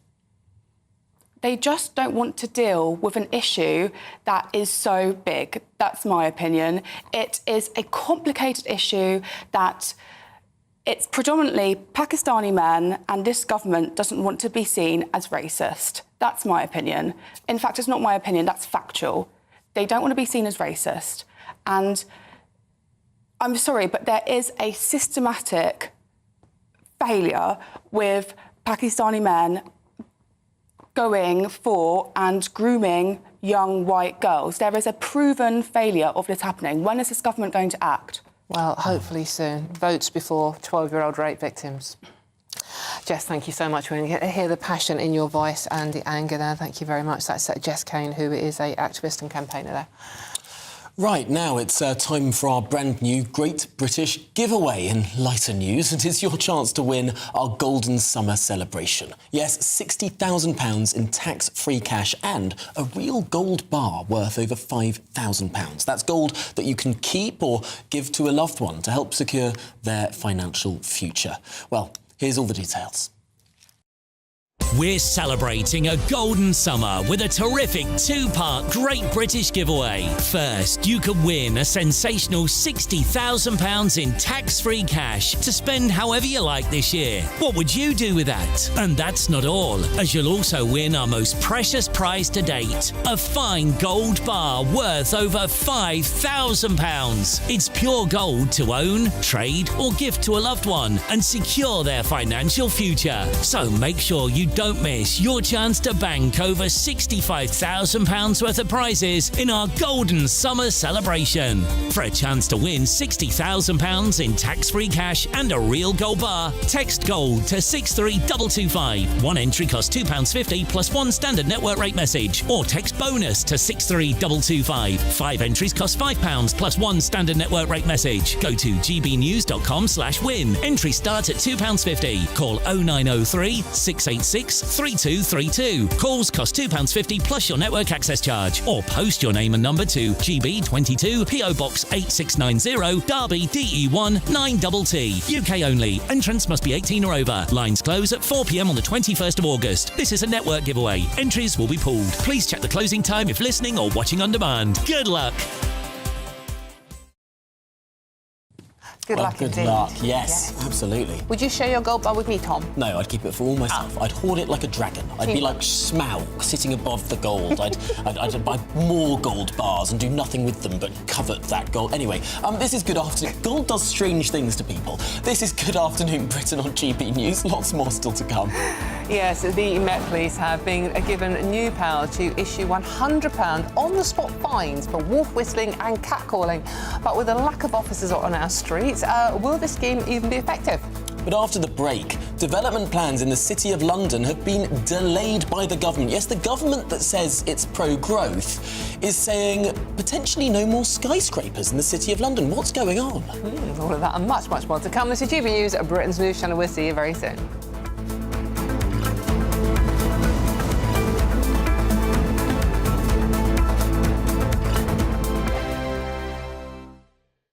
Exciting news. Every Friday, my Patrick Christie's Tonight Show is going to have a twist to it. We're welcoming some special guests. You.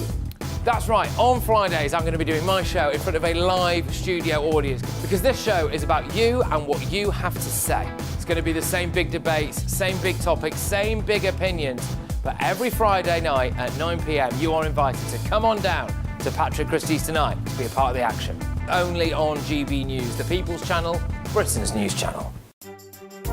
Some people enjoy lazy Sunday mornings, but not me. What's the truth of the matter? So that's a very live question. Would you support him if he waters down these plans? Before the spin sets in, I'll be getting to the truth. This is personal. No soft questions, no easy answers. It's one thing if the state has rules in this country. It's another thing whether the police and others actually police them. Setting the agenda and holding those in power to account. You can't really blame her if the system is set up this way. You will not want to miss it, trust me. The Camilla Tominey Show, Sundays from 9:30, only on GB News. From the school run to the home run, watch a new show for all of Britain. He can say whatever he wants. A straight talking show where all voices are heard. And, you know, when are we going to stop talking about smashing the gangs and actually do it? With the stories that matter from every part of our country. There's a bit of a crash landing there for your Chancellor. Bold, fearless and standing up for you. That's me, Martin Daubney, 3 p.m. till 6 p.m, weekdays, here only on GB News. The People's Channel, Britain's news channel. As soon as it hits 11 and the headlines come in, the Late Edition brings you the breaking news from all the front pages. Because the news is going to happen. So get a head start today. Patrick Christie's Tonight, Late Edition. Alex Armstrong Tonight, Late Edition. From 11 o'clock every night. Only on GB News, the People's Channel, Britain's news channel.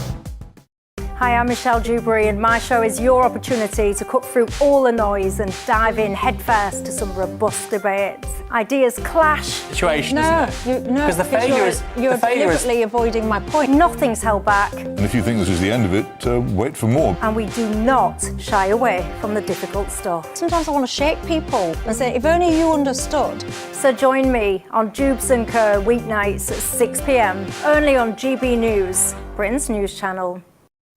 At the stroke of midnight, the news doesn't stop, and neither do we. Day in, day out. Forget stuffy late night TV shows. We're giving you a front row ticket to the centre of the political universe. Because breaking news doesn't wait for the morning. And neither do we. Join us for one of the most controversial and volatile times of politics in human history. A very big story. Big story over here.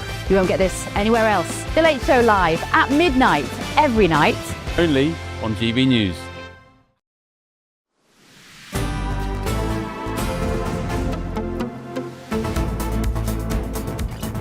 Good afternoon, Britain. It's now 25 minutes past 1. And plans to shape the future of London's famous Square Mile have been put on hold over concerns about protecting the Tower of London.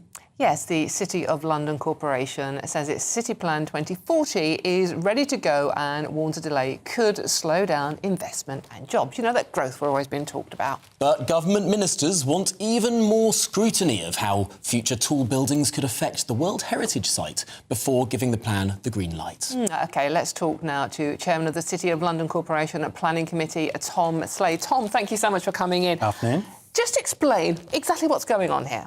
OK, so the Square Mile, where I'm from, the City of London, is, I think, probably the most economically active part of the country. We contribute over 100 billion to the economy, 675,000 workers, financial professional services powerhouse. Like 15% or more of all tax are paid in the Square Mile, so it's really important. And the government have asked us to have a growth plan, a local development plan, like all local authorities. So we wrote it. It's painstakingly done. It was inspected last year, ready to go, and it was found to be by independent inspectors in good order, good shape. And then at the 11th hour last Friday, really inexplicably, the government have put it on hold.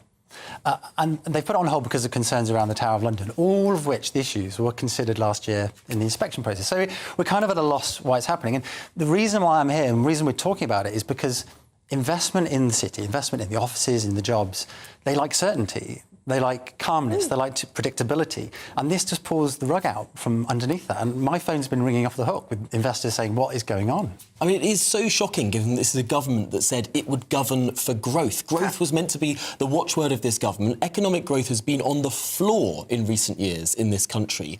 And then they tell you, do a growth plan, and then you do your growth plan, and then a minister swans in at the 11th hour and says, no, put it on hold. I mean, it seems like the government is saying one thing and doing another.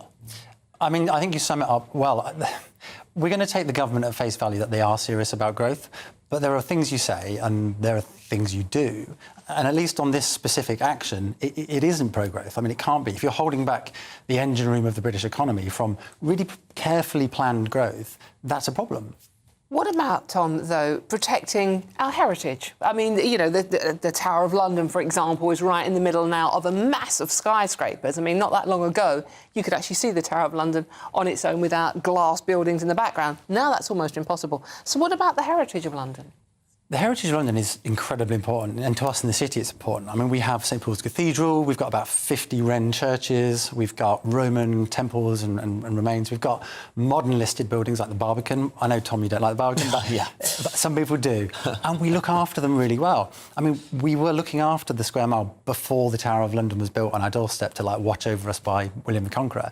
And it's coexisted with us really well. And we know what we're doing. We know how to do growth and heritage together. It's entwined in our planning, it's entwined in our thinking. So it's a bit insulting to be told we don't know what we're doing in terms of protecting heritage. But also, I can deal with being insulted. What I find really difficult to understand is the impact this is going to have on the economy, because the city's economy is inextricably linked to the nation's economy.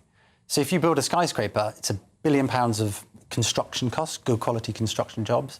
Probably 3,000 high quality white collar jobs go in that building at the end. So if you start putting those at risk, you can see the numbers add up really big. Now, a lot of people will be thinking that, yes, OK, on face value, those numbers look like they're right. But is this really believable for these people with very high-powered positions in the city? It's so remote from the rest of the country. People watching this today in the Midlands or the North, maybe people who voted for the incoming Prime Minister in a recent by-election might think, why should I care about this? It's miles away. London is doing all right, thank you very much. Well, I think the reason is it's incredibly important that the city does well for the whole national economy. I mean, as I said earlier, like, the percentage of tax that comes from the city is surprisingly big. It's in the teens. I'm from the East Midlands. You can commute into the city in an hour from the East Midlands. A quarter or a third of the working age population of all of England can commute into the city. It's incredibly well connected. So it's a really important place for the economy. And these are high quality jobs. They're not all rich bankers, right? We have tech, we have culture, we have a whole range of sectors, and they're all thriving there because people want to be together and they want to be in a busy, thriving city. Now, call me cynical, but we have the King of the North now promoting Manchester. We're number 10 North.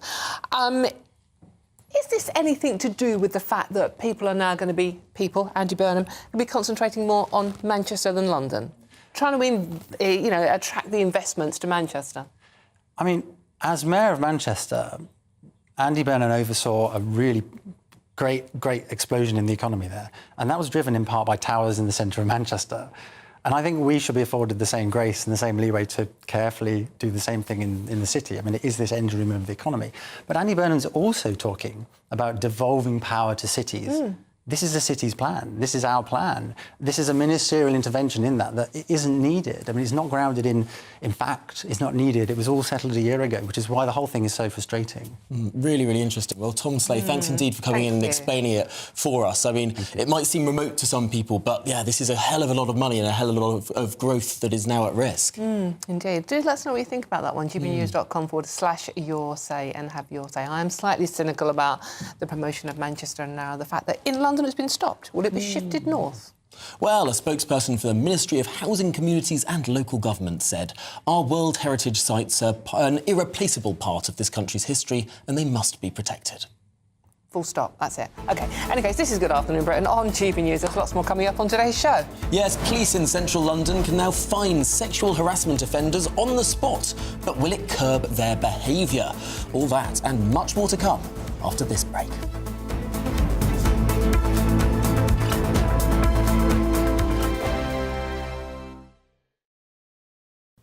Hello, welcome to your latest weather update from the Met Office here on GB News. A fine day out there for most, sunny spells around, quite windy, particularly in the northeast, and the warmest weather across the southeast of England. We started across the south of this weather front, quite a grey, murky start, particularly in the southwest of England. The mist and low cloud clearing away as that front pulls away to the south, taking the outbreaks of rain and drizzle with it. So brightening skies across the south, bit of cloud further north and west, some showers certainly in western Scotland. Quite breezy from northern England across Northern Ireland and Scotland, the strongest winds across the far northeast. Really quite a windy day from Aberdeenshire up to the Northern Isles. Quite wet in Shetland as well. Temperatures close to or above average. High teens, low 20s, but in the southeast, 25, 26, feeling quite warm through the afternoon. And it's quite a pleasant summer's evening here, right across the south of England, South Wales, lots of sunshine. The wind's fairly light, a bit more cloud further north, but even here too, most places dry and bright to end the day. The breeze continuing to ease. One or two light showers possible across the north of Northern Ireland and into northern Scotland. The rain by this evening pulling away from Shetland. Still quite windy, but those winds continuing to ease down all the while through this evening. Most places then will have a dry evening leading into a dry night and a clear night as well. Some cloud at times drifting into western Scotland, one or two showers possible here, but as I say, most places will stay dry. Quite a fresh, quite a comfortable night. Temperatures dipping down to 10 to 13 Celsius in most towns and cities, perhaps a little higher in the bigger cities across the south. On to Friday, and again for most places fine with some hazy sunshine, certainly for most of England and Wales. A bit more cloud in western Scotland, one or two showers after a dry start with some brightness. We'll see the cloud thickening in Northern Ireland with outbreaks of rain trickling in here through the course of the afternoon. Temperature-wise, starting to notch up a little bit over the next few days. Thank you, Britain, for all of you who listen to GB News Radio. Whether you're at home or on the go, you're making us Britain's news channel and Britain's radio station.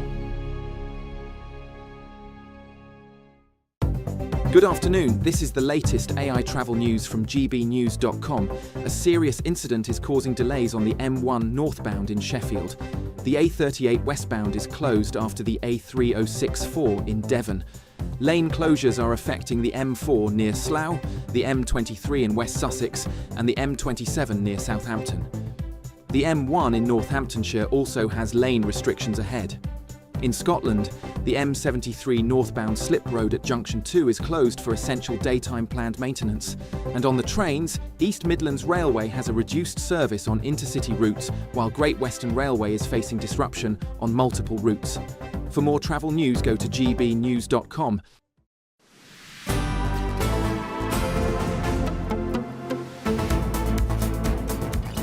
Good afternoon, Britain. It's 34 minutes past 1, and the Metropolitan Police across central London now have the right to issue £100 fines to members of the public for catcalling, sexual comments and wolf whistling. The new powers have been granted as part of a bid to protect female police officers from harassment and vulnerable women on nights out. Police have said the new powers are a step in the right direction, adding that there are still ways to go in terms of meeting the threshold for arrest on suspicion of sex-based harassment.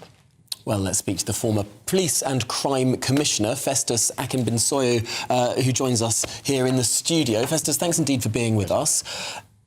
This seems like a power that a lot of people would think at first glance is a very good thing. There's too much sexual harassment on our streets, and it seems like it's an issue that's been growing. There will, however, be concerns about unequal implementation of this. It's at the discretion of the officers. First thing to bear in mind is that women make up about 30% of the workforce of the Metropolitan Police. And every single one of those women do a fantastic job, and they deserve all the support, all the encouragement to join, of course, the police that they can get.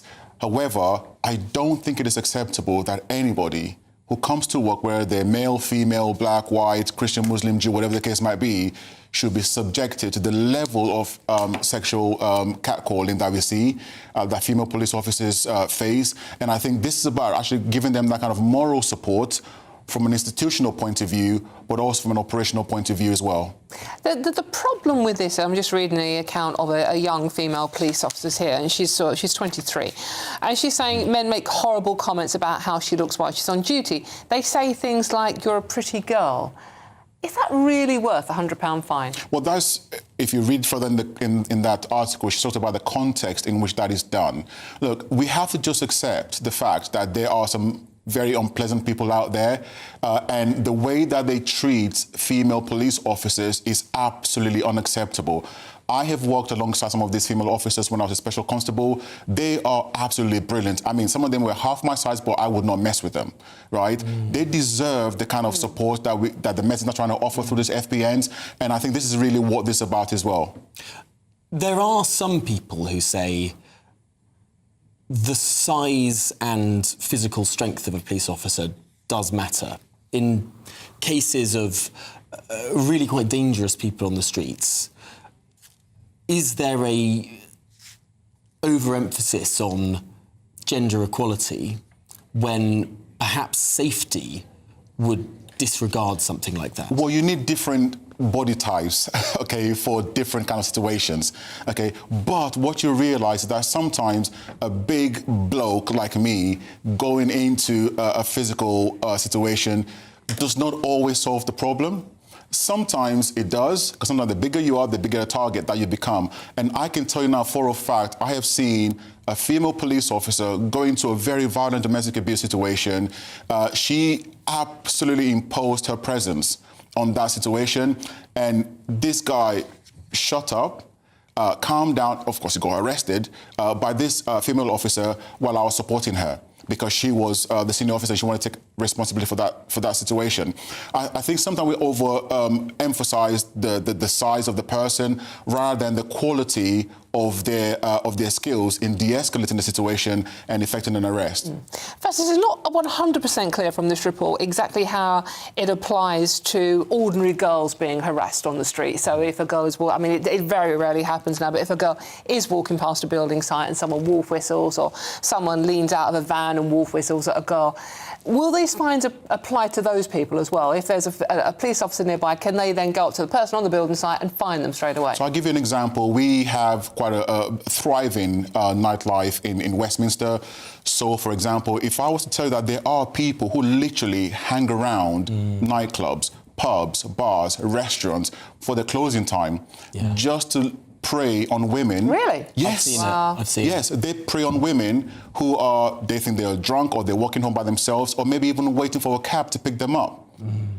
These people are there, and what this is designed to do is to try and get those people off our streets so that people can go out and enjoy the nighttime economy as we want them to do, feeling safe, feeling they can go back home safely to their families and their loved ones. Yeah, it's such a difficult position because, of course, it's not illegal to stand near a nightclub and try and pick up a girl. But there is clear predatory action that is going on. I've seen it in Leicester Square, where people are sort of just following girls and just saying things that clearly they are showing no interest in the bloke, and he's just following them and continually talking. I suppose it's situations like that these new powers could affect. I mean, just to make clear, I don't envision any police officer, because they've got plenty enough on their hands as it is, to just go and start asking random people, you know, that kind of question. I don't think that's the case as well.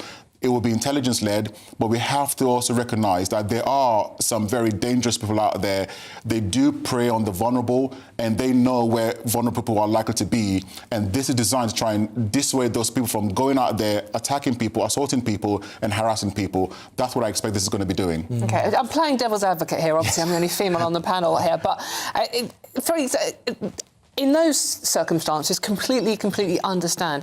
But is there a danger here that we are criminalising young men who might, you know, see a young lady they fancy, just sort of like walking past and say, they just want to talk to them, want to start a normal relationship as opposed to sexually harassing them? Is there a danger that by going up to a young woman, a young boy, could say, you know, you look lovely today, you know, that sort of thing? Is there a danger we're criminalising that kind of behaviour? Dawn, I'm sure you will not be upset by anyone saying that you look stunning in your green suit. Absolutely, you won't. I don't think that's happening here. However, when it gets to a point when somebody's like, you know what, thanks for the approach, but no thanks. At that point, a no means no. Leave me alone means leave me alone. And I think we need to have a situation in society where we accept that it's okay for a male or a female to chat up a male or a female. That's fine. However, when it gets to a point where I say, look, you know what, just leave me alone, thank you very much, we need to support them in their decisions. Yeah. And Festus, I have to ask, is this behaviour from men getting worse on the streets of London and indeed our other capital cities? I think, unfortunately, I've got to say from my experience, some people just don't understand the importance of boundaries anymore. And they become quite like stalking you on the streets, and they just won't leave you alone. And people actually do, women especially do feel very, very vulnerable and afraid of this. And I think this is just about trying to put support behind them, knowing that, look, if you report this, there is a measure, even if it doesn't meet the criminal threshold for sexual harassment, but there is something that the police can do rather than say, well, it doesn't meet the threshold, so there's nothing we can do about it. More often than not, I've seen that it does tend to stem from people who originate from different cultures. That was exactly the same question. Yeah. Could it be that one of the reasons this seems to have got a little bit worse in recent years, that we've had an enormous number of people who have not grown up understanding the English or the British way of doing things, and that has influenced this? There may well be that, but I think overall, let's just be quite clear. Irrespective of the culture, race, religion of the person, when a woman says, I really don't appreciate the kind of attention you're giving me, the police need to have all the instrument they can have, even if it does not meet that threshold of a criminal offence, for them to be able to intervene and actually take action on the spot, rather than waiting to take it to the station, so they can actually put a FPN, a fixed penalty notice, in place. But look, there may well be an argument for what you're making, but I couldn't possibly make that myself. Very interesting. Because, I mean, there was a case recently where someone from a completely different culture, where women are not even third-class citizens, they're less than animals, and he described rape as, well, it's just sex, isn't it? That kind of culture. Yeah, that's sad. And look, we're now in a society where, unfortunately, people just do not understand boundaries anymore. And I think that is part of the problem we face. And, you know, I don't think it's a culturally specific thing, but there are some societies where the attitude to women generally is not the same as we have in the UK. And that is something that the police are trying to tackle with here. Yeah. OK, well, Festus Akinpin-Soye, thank you very much indeed for talking through these new powers for our police. But I'm very curious to let you... I'm the only girl on this panel at the moment, woman, obviously. But let us know what you think, especially women watching today at gbnews.com/your say. What do you think about this one? Very curious to let you know your thoughts. Well, this is Good Afternoon Britain on GB News. Plenty more still to come. Yes, England's next match against Mexico. It kicks off at 1 a.m. Next match. I can't even talk straight anymore. England's next match against Mexico kicks off at 1 a.m. here in the UK. So what's the best way to stay awake? An early night or just stay up through the night? We'll be getting all the top tips from a sleep expert next. But if you're in search of some holiday sunshine, perhaps not quite as far as Mexico, here's the weather on the continent. Ready to soak up that holiday sunshine? Won't we need some cover? No worries, all sorted. All Clear Travel Insurance sponsors GB News Travel Destinations Forecast. The hot weather and thunderstorms across eastern areas of Europe will slowly start to ease this weekend, but still very hot for Italy and Greece through the next few days.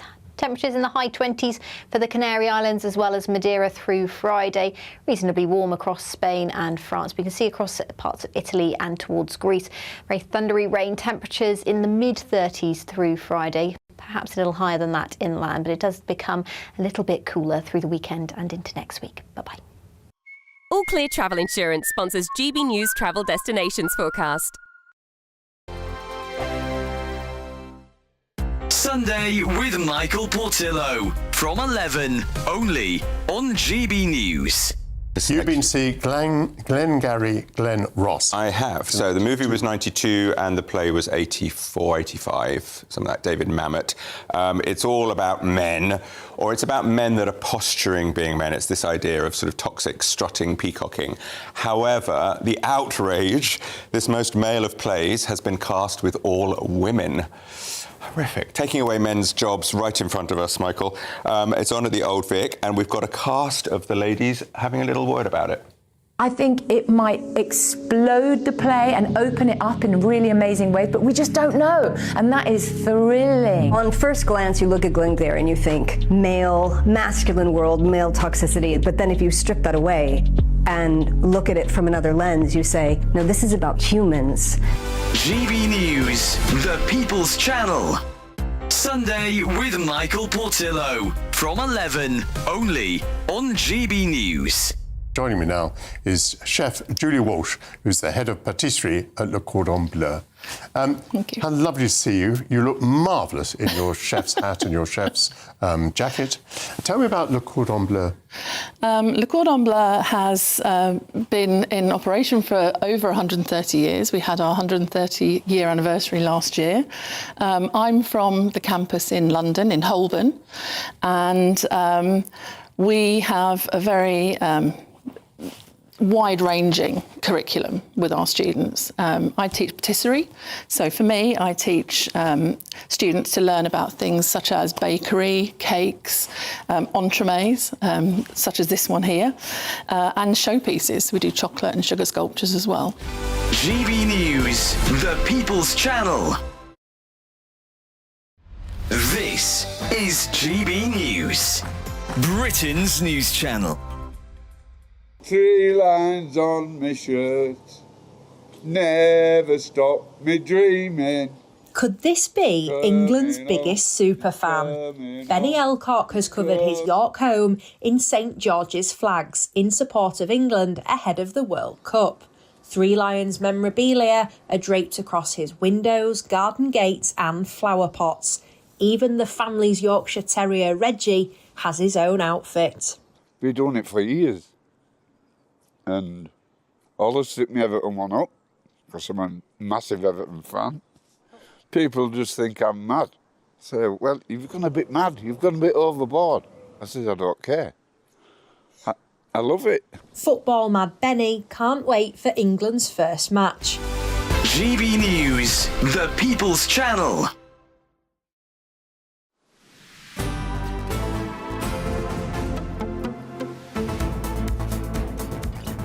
Good afternoon, Britain. It's now coming up to 11 minutes to 2. Well, let's call it a rough 10 to 2. But in case you hadn't noticed, the World Cup is in full swing. And many of you may be struggling to cope with some of the match kick-off times. Yes, I just about coped with the 5 o'clock last night. However, England now play Mexico in the next match, which takes place on the 6th of July at 1 a.m. in the morning. Yes. People across the nation are planning to tune in, and this afternoon we're finding out the best tips to how to cope with this weird kick-off time. So let's talk to a sleep specialist and a director of a Good Sleep Clinic, Dr. Maya Shadow. Hi, Maya, thank you so much for joining us today. Maya, OK, 1 o'clock kick-off. How do we cope with it? Do we stay awake? Do we set our alarms? What's the best way to deal with this? I know, it's a really good question, and I know so many people who want to stay up for this one. Well, it's all about the preparation when it comes to this one. So actually, it's best not to go to sleep and then wake up. And partly the reason for that is because if you go to sleep for a good couple of hours and then you wake up, you're going to feel terrible. And actually, we know that naps, generally, we do better when naps are under half an hour. If you have anything over that, generally, we have something called sleep inertia, which basically means you feel groggier and almost like the costs outweigh the benefits. So I would say if you can, the best thing you can do is on Monday afternoon, if you can convince your boss to, like, early afternoon, have a nap. 20 minutes would be perfect.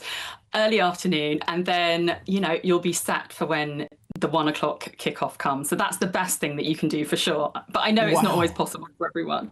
I have never been someone who's been able to nap. No, it's either I'm full on sleeping or I am so jealous of people who can just rest their eyes and doze off for a bit of time. But Maya, am I right in saying that the way that in medieval times people in this country slept was in a 2-stage cycle? You'd sleep for a bit, then you'd wake up in the middle of the night, have some food, procreate, do whatever else you wanted to do, and then you'd have another sleep again. I mean, could we not do that?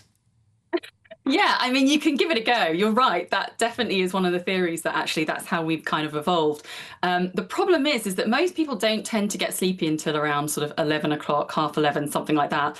And if you're managing to have just an hour and a half, you're going to be waking up probably right in the middle of a really deep, slow wave sleep that you're really sort of hard to rouse at that point. So generally speaking, it's quite hard to do that. But you can do something else called sleep banking, where actually for the nights before you wake up on the Monday, so on Saturday night and Sunday night, you just put your wake up time and your bedtime back by half an hour. And it means that when you wake up on Monday, if you can wake up a little bit later on Monday, your body is kind of shifted its circadian rhythm, its internal body clock, just so that it's suited to waking up a little bit later and going to bed a bit later. So it means that you can kind of be a bit more alert for the 1 o'clock kickoff. But there's all sorts of other things you can do as well, just to kind of keep alert. Meals is a really good one. So actually making sure that you're having your main meal well before midnight, so you're not kind of feeling too groggy. Light is one of the best ways that our body and our brain understands what's daytime and nighttime. So make sure that you keep all the lights on really bright. And, generally speaking, I know everyone likes to have alcohol or maybe they like to have some snacks. But I would say if you can, try and keep that to the beginning of the match. And then as you're going through the match, then you can kind of ease off a little bit so that you're not at the end of the match just pumped and really finding it difficult to fall asleep. Because I think that's the biggest issue here. I think at 3 a.m. or whenever the match finishes, I think everyone's going to really struggle to fall asleep. I didn't realise we were going to get such good advice. I need to be taking notes on this. That there are some people who think that sleep banking could be, or that you can just catch up on sleep sort of the next night. I mean, if you miss a bunch of sleep, then you can just sort of... does it work like that? I mean, am I sort of fingers crossed hopeful that it can? Yeah, you kind of can, actually, to a certain degree. There's this thing called social jet lag. And, if you're somebody that generally manages not to get the sleep you want during the week, and then you kind of catch up at the weekend, that can work. It has some downsides, and if you have lots of sleep at the weekend, it can mean that come Monday morning, actually your sleep can then suffer a little bit. And what I would say is that after the match, if you're somebody that's thinking, do you know what, I'm going to see if I can put my alarm back, get up a little bit later, you can do that. But the only problem with it is it has a real knock-on effect to the next day and the next day. And I tend to say, you know what, just suck it up. We know that we're going to have one bad night. It's the World Cup. Just be okay with it. And then the next night you can catch up. Maya, thank you so much. That's Dr. Maya Shadell there with some really, really useful advice. And if we have an afternoon nap, Tom, on Monday after watching the game, it'll be in the middle of the show. Could be done. Maya, thank you so much for joining us. Thank you. Well, this is Good Afternoon Britain on GB News. Do stay with us. Lots more to come after your latest weather forecast.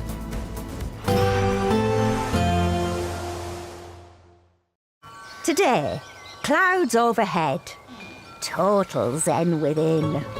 Boxed Solar sponsors the weather on GB News. Yes, it's time for your latest weather update from the Met Office here on GB News. Very good afternoon to you. Plenty of sunshine today, and tomorrow most places again fine and bright. A little bit warmer than today. There will be some rain edging into Northern Ireland. A few showers still around this evening. Still quite windy across the far northeast as well, but the blustery conditions slowly easing. A few showers just pushing into western Scotland overnight, but nothing too heavy. Most places having a dry night, lengthy clear spells. A little bit fresher than last night as well. Temperatures dipping down to about 10 to 13, 14 degrees Celsius. On to Friday, and for most it's going to be a fine day by and large. There'll be some cloud around, but quite a bit of sunshine on offer. Main exception to that, certainly initially, will be western Scotland. There will be quite a bit of cloud here and a few showers, perhaps also the odd shower pushing up towards Shetland, but the wind's not as strong as today. Some sunny skies across northeast Scotland. A dry, bright start for Northern Ireland, but the cloud is going to be increasing here through the day. For England and Wales, patchy cloud here and there, but generally a dry and fine day with plenty of sunshine to come. As we go through the day, as I mentioned, this line of thicker cloud with some rain will just creep its way up across Northern Ireland, so things turning a bit damp and drizzly here. We'll keep a few showers going into the western side of Scotland, but most places, I suspect, will be dry. Sunny spells across eastern, southern Scotland, most of England and Wales, and in that sunshine, a bit warmer than today. Temperatures up quite widely into the mid-20s over the Midlands and down across the southeast. 27 Celsius is possible. possible. Cooler with the or damp weather, and it is going to be a fairly damp and dismal end to the day across much of Northern Ireland. That rain and drizzle then spreads into central and southern Scotland and parts of northern England during Friday evening. We'll keep outbreaks of rain going in parts of Scotland, particularly northern Scotland this weekend, but certainly across much of the south, plenty of sunny spells, and it is going to get a bit warmer as we go through this weekend as well. Today, clouds overhead, total zen within. Boxed Solar sponsors the weather on GB News. It's a Great British Giveaway Golden Summer Celebration. Your chance to win 2 fantastic prizes. There's an incredible £60,000 in tax-free cash. Plus, you'll also get your hands on a fine gold bar worth over £5,000. For a chance to win £60,000 in tax-free cash and a real gold bar, text GOLD to 63225. One entry costs £2.50 plus one standard network rate message. Or text BONUS to 63225. 5 entries cost £5 plus one standard network rate message. Go to gbnews.com/win. Entry starts at £2.50. Call 0903 686 3232. Calls cost £2.50 plus your network access charge. Or post your name and number to GB22 PO Box 8690 Derby DE1 9TT. UK only. Entrance must be 18 or over. Lines close at 4 p.m. on the 21st of August. This is a network giveaway. Entries will be pulled. Please check the closing time if listening or watching on demand. Do you trust what you're being told? Good, because neither do I. Those are just facts. I'm Alex Armstrong, and on my show, we'll expose the spin. Well, I want to answer that because you didn't let me last time, because you always speak over me. The broken promises. To deny that is denying the truth. And the hypocrisy. Needs to stop. You think we can allow? Politics, policy, parliament. Nothing is off limits. No sugarcoating, no fear of offence, just the truth laid bare. Tune in every Saturday and Sunday at 9 p.m. for Alex Armstrong Tonight, only on GB News, Britain's news channel. As soon as it hits 11 and the headlines come in, Late Edition brings you the breaking news from all the front pages. because the news is going to happen. So get a head start today. Patrick Christie's Tonight, Late Edition. Alex Armstrong Tonight, Late Edition. From 11 o'clock every night. Only on GB News, the People's Channel, Britain's news channel. I've been in Westminster for a long time, but I know that though power may be here, its effect on people's lives is across the whole of the country. We may be where rules are made, but it's where they're implemented that matters. Join me, Jacob Rees-Mogg, for forthright and frank discussion on where Britain has come from, where it's going, and where it will end up. That's State of the Nation, Monday to Thursday, 8 to 9 o'clock. Vox Populi, Vox Dei. From cold mornings to warm family brunches, from football to tennis in the car, in the kitchen. GB News Breakfast is there with the stories you need and the conversations that matter. Anyway, let's talk business. Well, it has been a historic night in British politics. It's astonishing, isn't it? We're here again to start your day just right. GB News Breakfast. Every morning from 6 a.m. Only on GB News. Britain's news channel.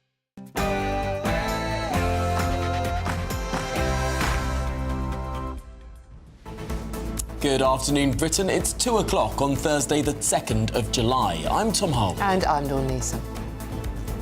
The ringleader of one of the most notorious Rochdale grooming gangs has been released from prison. The government says they will be doing everything in their power to deport foreign criminals. I think it's absolutely right that we should leave no stone unturned. I know my colleagues in the Home Office and Foreign Office will be doing everything they can to get this man out of our country. Elsewhere, we're about to hear the Court of Appeal's decision on whether the sentences given to 3 boys spared custody over the rape of 2 girls were unduly lenient. GB News reporter Sam Francis is live for us at the Royal Courts of Justice.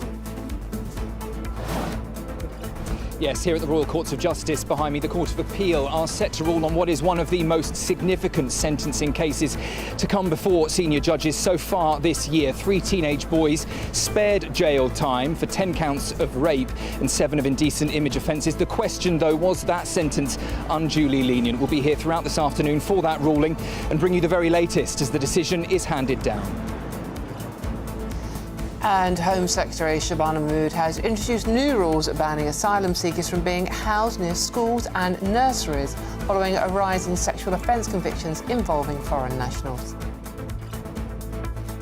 And Thomas Tuchel has urged parents to let children stay up late to watch England's match against Mexico on Monday night. We'll be debating whether pupils should give them the day off or just a later start to school the following day.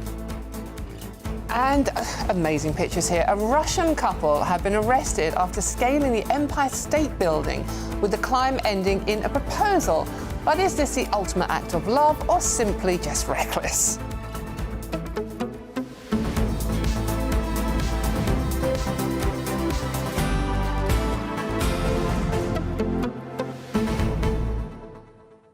Would you climb a skyscraper to profess your love? I wouldn't do it to profess my love, no, because he knows I love him already, so I don't need to bother doing that sort of stuff anymore. But I would love to climb a skyscraper. Would you? I would love to do that. I mean, it didn't end well for King Kong, it has to be said. That's true. Didn't end... But I love these pictures. I love the story. It's completely irresponsible. But I like climbing, and The thing that got me, I was looking at the pictures, I was looking at the shoes. I mean, one of them is literally wearing Crocs. Yes. And they climbed up the Empire State Building. It reminds me of the Frenchman who strung a wire between the two towers of the former World Trade Center and tightrope walked between them, backwards and forwards. There's an amazing documentary about it. Yeah, absolutely. And no safety rope or anything. No, just literally. And he's just there jumping about, prancing backwards and forwards, and the police on either tower just don't know what to do, and they just try to coax him back. But the best bit about this story is we've also got the audio to play you later on as well about the police helicopter and the commentary coming from the police helicopter. Realising what's going on. Which makes the whole story even more hilarious, to be honest with you. Goodness me. It's not hilarious, it's incredibly reckless, and no one should be encouraged to climb high buildings. But so if you were thinking about doing it, sit back down on the sofa. Exactly. Keep us company still. Don't go anywhere just yet. gbnews.com/your say or scan the QR code is the way to get in touch. All of that coming up after the news headlines with Karen Walker.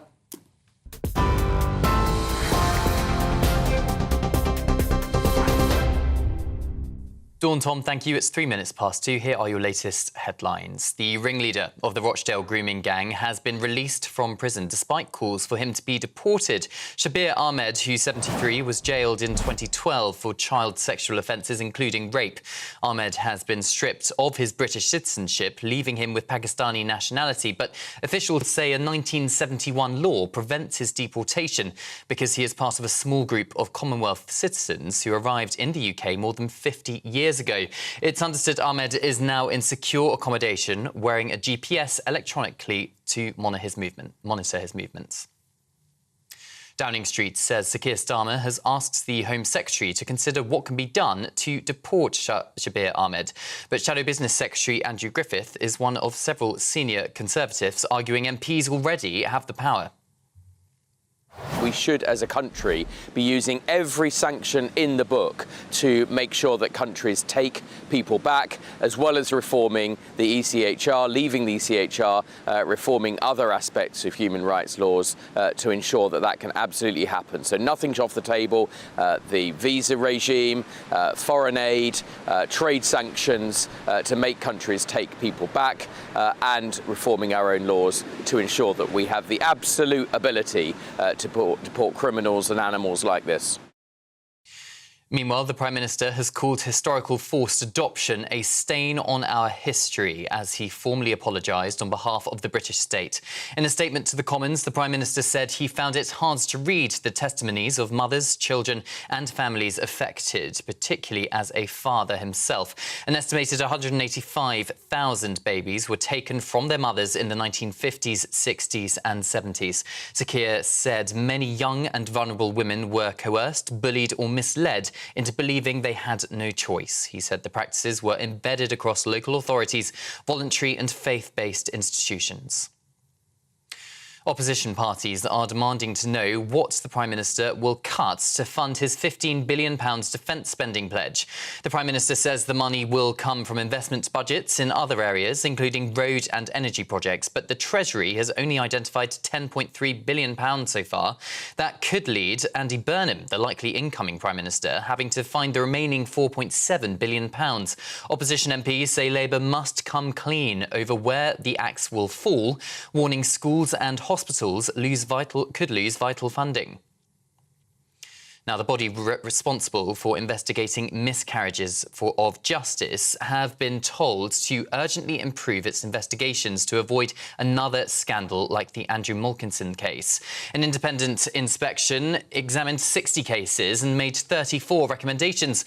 The watchdog found weaknesses, delays and inefficiencies and warned that the Criminal Cases Review Commission lacks proactive quality assurance. Andrew Malkinson spent 17 years in prison for a rape he did not commit. A review found he could have been freed 10 years earlier if the CCRC had obtained new DNA evidence sooner. The organisation is now committed to tightening the process. And England are through, but only just after Harry Kane spared them from a major World Cup scare against the Democratic Republic of the Congo. The comeback sparked wild celebrations amongst fans watching here at home.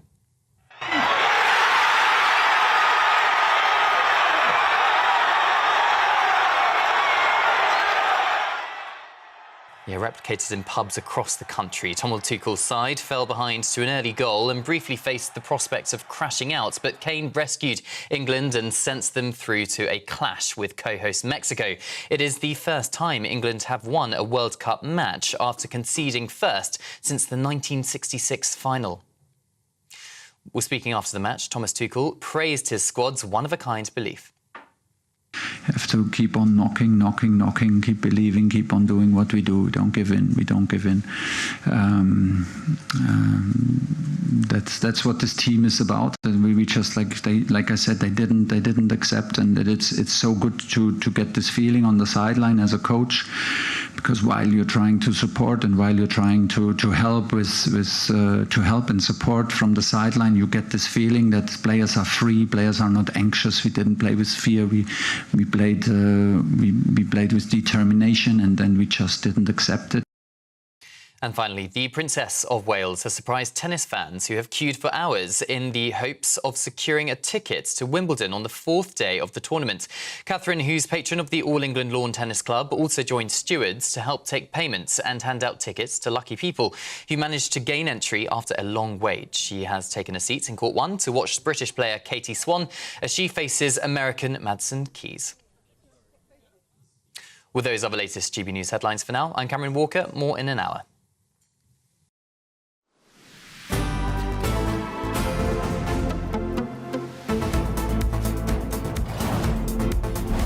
Good afternoon, Britain. We start with some breaking news this hour.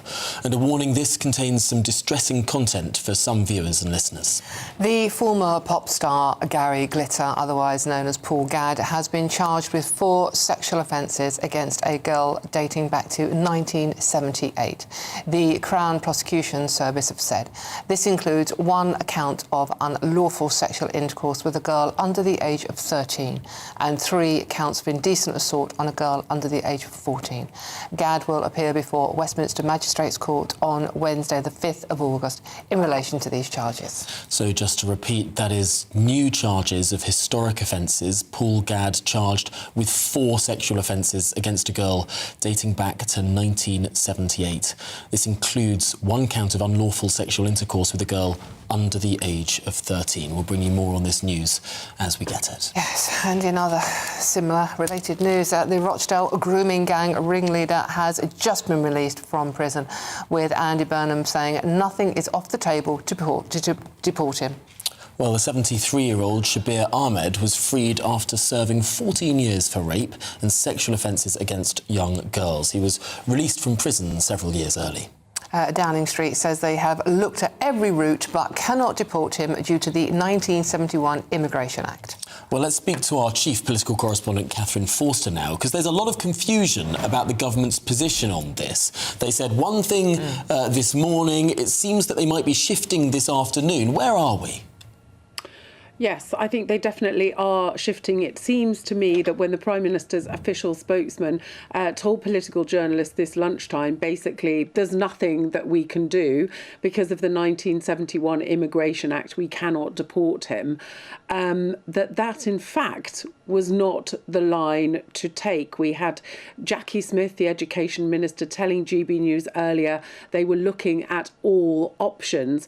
And now Number 10 have put out a statement saying that the Prime Minister, the current Prime Minister, is asking the Home Secretary, Shabana Mahmood, to look at this case in particular to see what can be done, given the outrage, I think, across the country at the fact that this man, jailed for not even his full sentence of 19 years, guilty of horrific rape and abuse of very young, vulnerable women in the Rochdale area, is now back on the streets. And although his British citizenship has been removed from him and he has Pakistani citizenship, we don't seem to be able to deport him back to Pakistan. Well, James Murray, the Health Secretary, was speaking a little bit earlier. Let's see what he had to say. What's happened in this case is some of the most horrendous crimes we've seen in recent years in this country. And my thoughts are always with the victims of these horrendous crimes. You know, it's absolutely right that we've stripped this man of his British citizenship. I want to see him out of the country. And I know that my colleagues in the Home Office and the Foreign Office will be doing everything they can to make that happen. I think it's absolutely right that we should leave no stone unturned. I know my colleagues in the Home Office and Foreign Office will be doing everything they can to get this man out of our country. And immediately after that lunchtime briefing with Downing Street, they then did issue a clarification and say the government will always consider all options in these vile cases. We know that Andy Burnham, the guy who's going to be Prime Minister in just over 2 weeks, posted on X yesterday, and he was very clear. He said, like everyone, I want this vile criminal out of the country. Victims must come first. He said that he was calling on the Home Secretary and Foreign Secretary to review all possible options and said there should be nothing that is off the table. Opposition parties, of course, also saying you need to find a way to get this man out of the country. Catherine, so thank you so much. That's GB News Chief Political Correspondent Catherine Forster there for us. Well, now let's turn to breaking news just in. The Court of Appeal has ruled on whether the sentences of 3 boys who were spared custody, spared prison time over the rape of 2 girls, whether those sentences were unduly lenient. So let's cross live to GB News reporter Sam Francis, who's at the Royal Courts of Justice for us. Sam.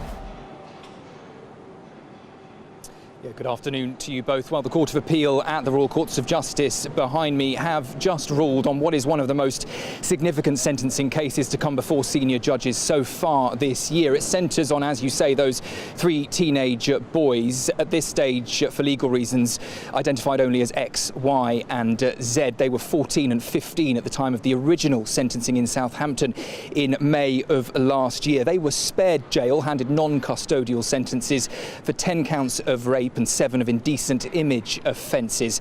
And the 3 boys, the 2 eldest in that group, were involved in the first 2 of those attacks. The 3rd boy convicted for related offences to the 2nd attack. And today the question that the 3 judges here at the Royal Courts of Justice in the Court of Appeal had to decide is whether that sentence was unduly lenient. And we now know in the last few minutes that the court has, for 2 of those boys, increased the sentence to 4 years in detention, confirming that the sentence handed down back in May at Southampton Crown Court was, they say, unduly lenient. The boys, though worth noting, were not here in London today.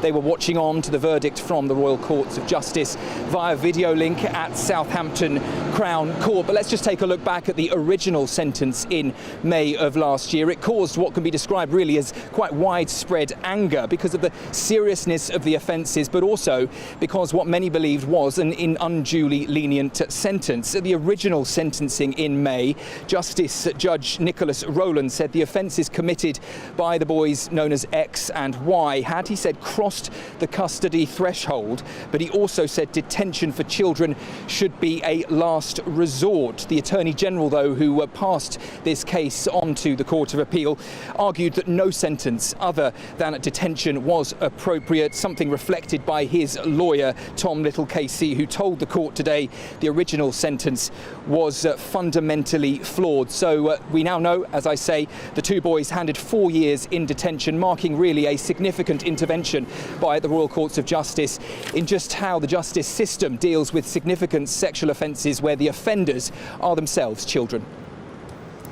Well, Sam Francis, thanks indeed for being there for us live at the Royal Courts of Justice. We'll be back with you, of course, throughout the day as we learn more. Yeah, OK. And let's talk now to Reform UK's spokesperson for Home Affairs, Zia Youssef. Zia, good to see you. Thank you so much for joining us today. Zia, it's an awful story, awful day for women and girls in general, to be honest with you. I mean, it seems that the victims of various crimes are still being ignored. What do you make of where we are with this piece of filth that was heading the grooming gang still being allowed? The government saying we can't do anything about it when everybody knows that they can. They are the government. Well, look, there are still politicians in the Tory party and the Labour Party continue to claim that Britain isn't broken. And yet, as you've just reported, the ringleader of a Rochdale grooming gang has just been released from jail. And let's go through. I mean, it's difficult to even get your head around how screwed up this is. Number one, he's being released from jail early. All right, so let's talk about that. A Rochdale grooming gang perpetrator, ringleader rather, is being released from jail without even serving his sentence, which should, of course, have been a lot longer. She should never have been allowed to come out of jail. This is a man who was a ringleader in the industrial scale rape of white working class girls, right? So that's one. Number two, he isn't a British national. He's a foreign national, and he isn't being deported. Number three, I was just reading the account of one of his victims, Amber, who's very upset. Do you know which official and when informed her that her rapist was going to be released? Do you want to take a guess? I'm sure you're about to tell us. Nobody did. Nobody told her, the victim. I could go on and on. It makes my blood boil. And then you hear government ministers come on and talk about, yeah, we're gonna do this, and you hear this rhetoric, and they call him names. Then you hear Tory shadow ministers. Remember, the Tories had 14 years in power to get ourselves into the position as a country where you can deport people, by the way, who are foreign nationals, who have been convicted of being. I mean, again, it just makes me so angry. Who are ringleaders of the grooming gangs, and what hope do we have as a country if we cannot even deport a foreign national who was a ringleader in the Rochdale grooming gangs? What hope have we got of deporting the north of 1 million people in this country? Britain is utterly, utterly broken. We're going to be watching this very closely. You know, Andy Burnham has put that tweet out saying that he's directing this person to do this and directing this person to do that, and everything's on the table. Well, in that case, he's going to have to declare that his Labour government will leave the ECHR, because you better be certain that if they did try to deport him, then, you know, even if they did amend the legislation, which of course they could do, people keep forgetting that Parliament is sovereign, what's he going to do then? There are lawyers as we speak, rubbing their hands with glee, being able, salivating about the idea of, using Article 8 or any number of the articles inside the ECHR to keep him here. So let's see if he's actually got the trousers to stick to his word. We're going to be holding him to account for that tweet. Now, that is, of course, a very fair point, that even if the law is changed, and we'll get to that in a second, there might then be further roadblocks. But that's not what the government's saying today. The government's saying that almost the 1971 Immigration Act cannot be possibly amended because it's the act that protects the Windrush generation, which is such a peculiar thing for the Prime Minister's official spokesman to say, almost as if someone came to this country before 1971 or 73, I think it is, the terms of the Act, if they came as part of that generation from a Commonwealth country, they can't possibly be deported, even if they're a foreign national, even if they're a convicted paedophile. Which is obviously insane on its face. Look, Parliament is sovereign, and we seem to have lost sight of this in this country. a government, especially one with the size of the majority that Labour has, can absolutely change the law, and it can change the law retrospectively. There is no problem in doing that at all. Now, I would add, and you're right, that's the insanity of, the position initially from the government this morning was that there's nothing we can do about it. And of course, they'll find some excuse or another. But let's not lose sight of the fact that the only thing that I care about, the only thing Nigel cares about, the only thing Reform cares about is that this monster is actually deported from the shores. I couldn't care less about what rhetoric is being used and calling him a monster and calling him vile. Yeah, we know all of those things. We know all of those things. He needs to be removed from this country. And I'm going to say it again. Andy Burnham has just put out, a tweet basically saying he's going to do whatever it takes to get this man deported. We'll be holding him to account for that. Don't worry. Zia, just quickly and finally, why don't they care about the victims? Why don't they care about these 10, 11, 12-year-old girls in some cases? Well, you'd have to ask them that. The one group of people that appears to be utterly devoid of any, never gets any empathy from the political class in this country. You hear endless sob stories about people coming here from foreign countries, by the way, coming from France on small boats. You hear that all the time across the press. The one group of people that never get any sympathy from the political class are these poor, predominantly white working class girls who were raped on an industrial scale. And remember, it was covered up. I want to make the point that while Andy Burnham was mayor, not a single, do you know how many, despite evidence of cover-up, despite evidence of collusion and even aiding and abetting by government officials, do you know how many police officers and council workers in Greater Manchester have been charged? Not a single one. Not a single one. The cover-up continues. And again, this is not something we're going to let rest. If you vote for a Reform government, one of the first things that I will do as Home Secretary is open the books on all of this and let sunlight be the best possible disinfectant. We will publish into the public domain all of the relevant information, obviously protecting victims' identities, but all of the relevant communication going back through decades so that we finally get to the bottom of this. That you're absolutely right. The victims continue to be betrayed. Zia, thank you so much. That's Reform UK spokesperson for Home Affairs, Zia Youssef there. Well, now, in lighter news, it's time for the Great British Giveaway. Your chance to join our Golden Summer celebration. £60,000. Yes, 60,000 quid in tax-free cash and a gold bar worth over £5,000. Here are all the details. We're celebrating a golden summer with a terrific two-part Great British Giveaway. First, you could win a sensational £60,000 in tax-free cash to spend however you like this year. What would you do with that? And that's not all, as you'll also win our most precious prize to date, a fine gold bar worth over £5,000. It's pure gold to own, trade or gift to a loved one and secure their financial future. So make sure you don't miss your chance to bank over £65,000 worth of prizes in our Golden Summer celebration. For a chance to win £60,000 in tax-free cash and a real gold bar, text GOLD to 63225. One entry costs £2.50 plus one standard network rate message, or text BONUS to 63225. 5 entries cost £5 plus one standard network rate message. Go to gbnews.com/win. Entries start at £2.50. Call 0903 686 3232. Calls cost £2.50 plus your network access charge, or post your name and number to GB22 PO Box 8690 Derby DE1 9TT. UK only. Entrants must be 18 or over. Lines close at 4 p.m. on the 21st of August. This is a network giveaway. Entries will be pulled. Please check the closing time if listening or watching on demand. Good luck. Good luck indeed. Well, this is Good Afternoon Britain on GB News. Plenty more still to come. There is. Home Secretary Shabana Mahmood has introduced new rules banning asylum seekers from being housed near schools and nurseries. But will this measure the effectiveness in curbing sexual offence rates amongst foreign nationals? Well, all of that and more to come. You're with GB News, Britain's #1 news channel.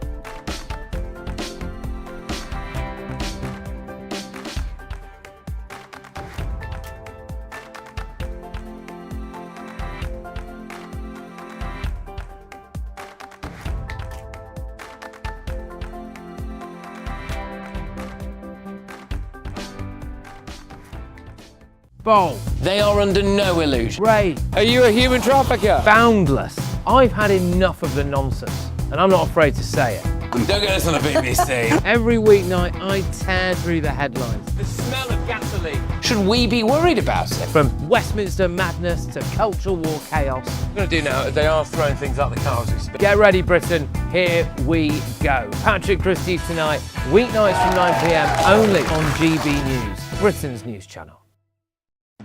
At the stroke of midnight, the news doesn't stop, and neither do we.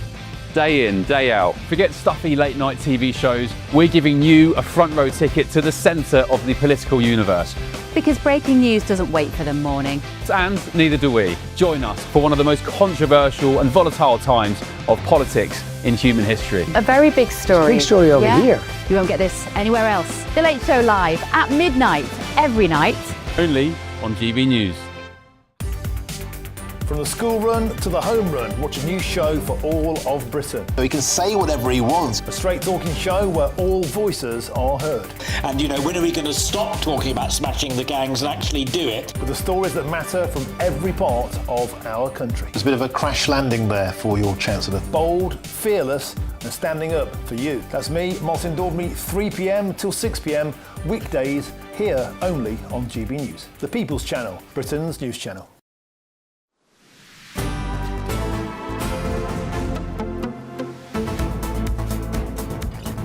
Good afternoon, Britain. It's coming up to 2:30. Now, the Home Secretary, Shabana Mahmood, has banned asylum seekers from being housed in new-build homes after a backlash over plans in a development in Shropshire. Yes, indeed. It comes after more than 80 asylum seekers were set to be moved into 20 new-build homes in a very small village in Stoke Heath. Well, we're joined now by our political editor, Christopher Hope, because, Christopher, it does seem like this is a bit of a cat-and-mouse game.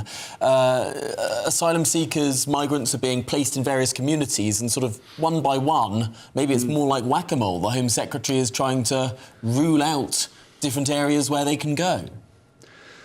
That's right, who's to blame here? So there's three groups that are doing this, of course. The Home Office are putting them in hotels, or have been, army camps they're moving them into, but also they're moving into communities, HMOs, houses of multiple occupation, or other properties. And this is where it gets controversial, because they then give it to a third-party contractor, which then tells councils, you must have this many asylum seekers.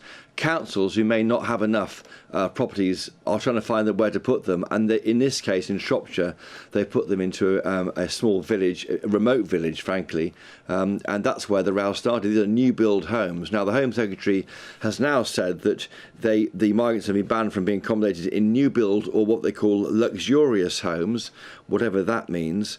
These homes in Shropshire were £250,000 each, 80 asylum seekers housed there. Also, the rules apply, according to reports, being housed near schools or nurseries.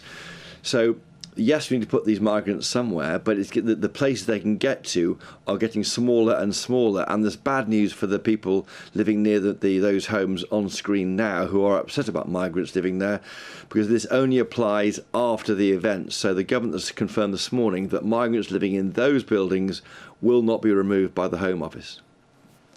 Christopher, many of the one family for sure that have been moved into those homes don't even want to be there themselves. They're not happy there. They want to be moved. They say they're too remote. Well, that's the problem. I've been talking to Mark Pritchard, who's the MP for the Wrekin, the Tory MP. He represents people living near to this community. It is very, very remote. I mean, I think it's a half-an-hour walk to facilities. I'm not sure there's a bus there. Of course, migrants living there are free to come and go. They're not in prison. They're not forced to remain where they are, but they have to go out and about to try and get food and provisions to live there. It's obviously, frankly, completely inappropriate for people arriving here claiming asylum to be living there, but maybe that's all Shropshire Council can do. But it seems that Shropshire Council are also complaining about this. And who's in charge here? Is it the third-party company, the government, the council? It's not clear, and into that falls uncertainty. Then you have these people being imposed on people living nearby going, why is this happening? And then they're saying, we don't know who they are. We don't feel safe if they're living there. That may not be fair on the migrants, but of course we don't know where many have come from or their history. And so people are reacting as they see it logically. Well, I don't feel safe in where I live now. Wow. Indeed. Well, Christopher Hope, thank you indeed for joining us there live from Westminster. Yes, and by the way, that's an opinion they are perfectly entitled to, and being concerned does not make you a racist, as we had a human lawyer, rights lawyer, implying earlier on. In any case, GB News have asked Serco for comment, but they are yet to respond. In a statement, the Home Office have said... New homes should never house asylum seekers. Earlier this year, the Home Secretary introduced robust processes to ensure new build sites like Stoke Heath can never be considered again. OK, this is Good Afternoon Britain on GB News. How far would you go for love? Well, one Russian couple have been arrested after scaling the Empire State Building in Manhattan for a rooftop proposal. All of that and much more to come after this short break.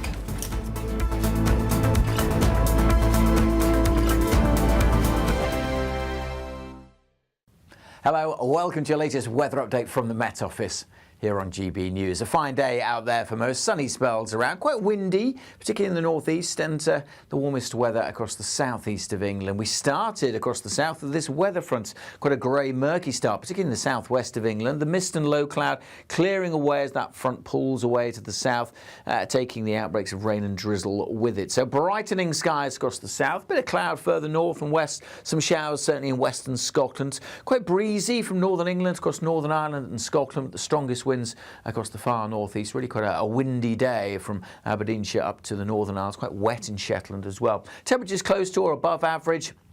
High teens, low 20s, but in the southeast, 25, 26, feeling quite warm through the afternoon. And quite a pleasant summer's evening here, right across the south of England, South Wales, lots of sunshine. The wind's fairly light, a bit more cloud further north, but even here too, most places dry and bright to end the day. The breeze continuing to ease. One or two light showers possible across the north of Northern Ireland and into northern Scotland. The rain by this evening pulling away from Shetland, still quite windy, but those winds continuing to ease down all the while through this evening. Most places then will have a dry evening leading into a dry night and a clear night as well. Some cloud at times drifting into western Scotland, one or two showers possible here, but as I say, most places will stay dry. Quite a fresh, quite a comfortable night. Temperatures dipping down to 10 to 13 Celsius in most towns and cities, perhaps a little higher in the bigger cities across the south. On to Friday, and again for most places fine, with some hazy sunshine, certainly for most of England and Wales. A bit more cloud in western Scotland, one or two showers after a dry start with some brightness. We'll see the cloud thickening in Northern Ireland with outbreaks of rain trickling in here through the course of the afternoon. Temperature-wise, starting to notch up a little bit over the next few days. Thank you, Britain, for the thousands of you who are becoming friends of GB News each and every week.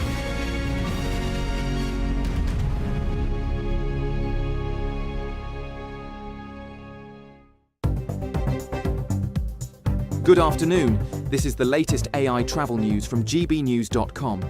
The M73 northbound slip road at Junction 2 Baillieston is currently closed for essential planned maintenance today, which could impact your journey in the area. On the roads in Stockport, there are significant delays on the A57 due to major roadworks also affecting the A628, though congestion is expected to clear shortly. Meanwhile, on the railways, East Midlands Railway is operating a reduced service on key intercity routes, and services by Great Northern are experiencing disruption between Moorgate and Finsbury Park, potentially affecting your commute. For more travel news, go to gbnews.com.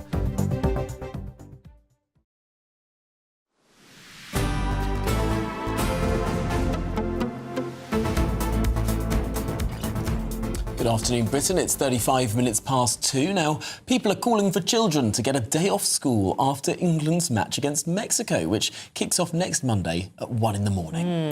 German manager Thomas Tuchel, who manages England, by the way, people writing that, I've got it slightly wrong, suggested parents write an excuse so that kids can stay up late to support the nation in the last 16 clash.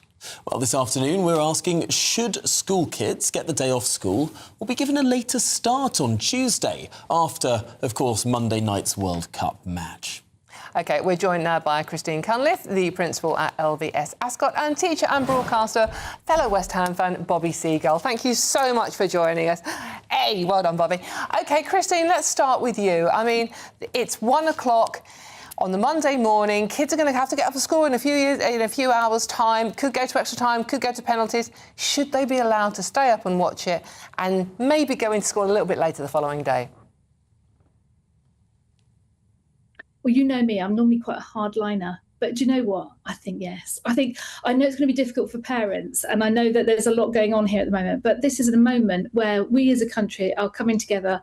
We need that inspiration. We need that spirit. You know, come on, it's summer. Let's just do something a bit different. That's what I think. OK, that's the opening gambit. Bobby, what do you say? So I'm obviously a massive England fan, nearly as big as Sport West Ham, and I went to the last Euros final in 2021 against Italy. We should have won that. But I'm going to say this. It's the round of 16, guys. It's Mexico. There's a quarter, semi and final. If we get to the final and it's really late, then yes. But the round of 16, we're almost showing kids in schools that mediocrity, getting to round of 16 is acceptable to take time off school. So I'm going to be a hardline, Mr. Seagull, and say absolutely no way. OK, Christine, are we accepting mediocrity? No, I do not accept mediocrity, Mr. Seagull, because do you know what? We're all there somewhere. Maybe England. This is it. Maybe this is it for them. It could be the last chance, you know. Maybe that's good. I don't know. I really want them to win. Come on, we want to win. But this is a moment in time. This is what children will remember. This is team spirit. So I think, yes, let's go for it. Bobby, you could use it as a lesson. It's a bit of a geography lesson. It's a bit of a history lesson about football and a bit of a bit of the people of Mexico. What's Mexico like? You could use it in a lesson.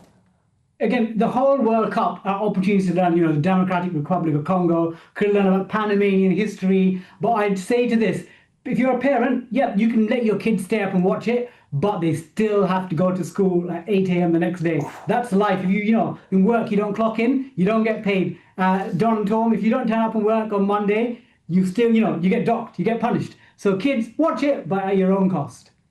OK, Christine, how much do you think this might be to do with some of the teachers wanting to maybe go to work a little bit later the following day as well? Well, I think we're all right because the two schools I oversee are actually broken up for the summer holidays, so it's not an issue for me. But come on, it's a beautiful weather out there. We work so hard throughout the year. There's a tremendous amount of pressure. The exams are over. What is the harm? Come on, guys, lighten up a bit. And we've got not a lot going on in this country right now. It's pretty miserable. So come on, let's cheer for the team. Bobby, is there a fair point here that actually these last few weeks in the summer, is anyone doing any work at school anyway? I know that I certainly wasn't at this time of the year. It's all school trips and sort of, I don't know, like sort of fun and games. It's out there on the fields. It's not so much sweltering in a classroom. Some I would say maybe 10, 15, 20 years ago, or maybe 5 years ago for you when you were at school, you're so young. It would have been that teachers would have been more relaxed, but nowadays there's so much pressure on teachers, on teacher governors to deliver education that in the schools that I've taught at state sector, but I've been teaching as a sixth form scholar, teachers are told, teach to the final whistle. Like a football player, you can't slack off in the 90th minute. Things might turn around. So teachers are told as much as you can, teach till the end. So we can't be making excuses for the Mexico game, unfortunately. Bobby, just quickly, are you actually working on the Monday yourself? Myself, I'm a part-time teacher, so I'm taking Monday off. Oh, there it is! I'm not getting paid, though. I'm not getting paid. We've got to get Christine to come back on that one. Well, Bobby, I tell you what, you're not working. I can get some time off. Let's go and have a beer and watch it, shall we? Yeah, let's do that. So cheering it on. Till the next time we need another game off. Well, when you two go watch it together, I hope you're sending a selfie for us here live on GB News. Well, thank you very much indeed, Christine Cunliffe and Bobby Seagull. What a good spirited debate. Brilliant, absolutely. If only all debates ended up in the agreement to go and have a beer, the politics would be so much better, wouldn't it? Yeah. OK, this is Good Afternoon Britain on GB News. Lots more coming up on the show. Yes, a Russian couple have been arrested after scaling the Empire State Building for, get this, a rooftop proposal. Well, all of that and much more to come after after we have a look at some of the weather in Europe.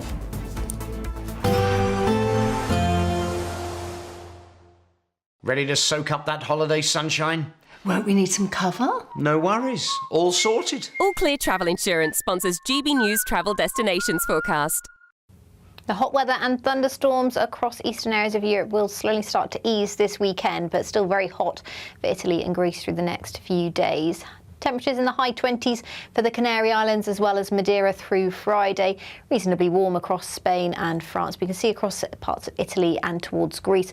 Very thundery rain. Temperatures in the mid-30s through Friday. Perhaps a little higher than that inland, but it does become a little bit cooler through the weekend and into next week. Bye-bye.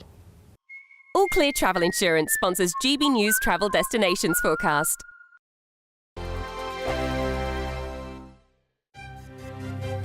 GB News Breakfast, every day from 6 a.m. The completion of the challenge, the Princess of Wales was met by her family, including the Prince of Wales and her 3 children. Lovely. All right, let's talk to former Royal Butler, Grant Harold. Grant, honestly, that little video there just seemed to say it all to me, because it was clearly all just off the cuff, not a prepared speech. She just came across as someone who really cares about what she does. She does, and I mean, she's remarkable because, as you said, it was just suddenly announced last night that she'd done this. And not that I'm a huge expert in this, but it's quite a challenge. I actually know somebody that did it recently. I mean, I think you've got to walk about 23, 24 miles. You're climbing about up to, is it 9,000 feet? You're travelling over 500 miles. It's 3 highest peaks in the UK, Scotland, England, and Wales. I mean, it's a remarkable achievement. GB News, the People's Channel. This is GB News, Britain's news channel. In his 23 years of service, Alan was deployed to a number of conflicts, including the Gulf War. He met his wife Tracy Ann when he returned to civilian life, and Alan is proud of his time in the forces. The actual Gulf War, it was during this Scud missile sort of crisis, if you like, and I found that quite worrying because it was so random. If somebody points a rifle at you and intends to kill you, that's one thing. But these missiles were just fired into nowhere. One of the camps got hit. A lot of US servicemen got killed. And RAF regiment fellas went in to help. And the effects of war are clearly not nice. But if it was done for the right reasons, it had to be done. GB News, the People's Channel. This is GB News, Britain's news channel. No, Cameron, so he's the first monarch ever to do this, then, isn't he? What's your take on what we've seen in the data here? Well, Patrick, for GB News audiences, I spent 5 hours in financial briefings with all of these documents, so you don't have to go through them all, and we've assimilated them with my producer, Tom, this afternoon and evening for you. As you said, Patrick, at the start of your piece there, I think a lot of our audience are probably going to be wondering why £370 million, roughly, of their money is being spent on resurfacing a building, Buckingham Palace, which no monarch is unlikely to ever live in ever again. The money that the king surrenders the profits of from the Crown Estates to the Treasury in exchange for a percentage to fund the official duties, that percentage for almost a decade has been much higher. GB News, the People's Channel.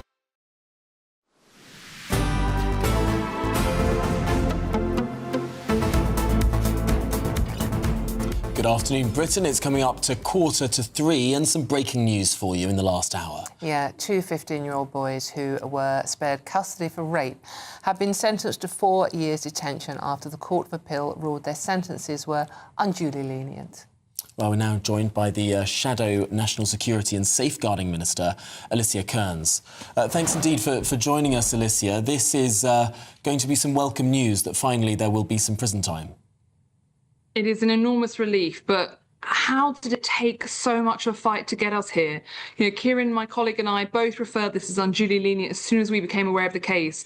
The judge made some appalling decisions. First of all, the things such as the fact that they had ADHD and anxiety should somehow mean they shouldn't go to prison. Comments he made that even though they brought a knife to the premeditated gang rape of a girl, that, oh, the knife was only going to be used to rip her leggings. But even the language, he called the 2 girls who were survivors young women, and he called the boys boys, as if they were somehow more innocent or youthful or exuberance of youth.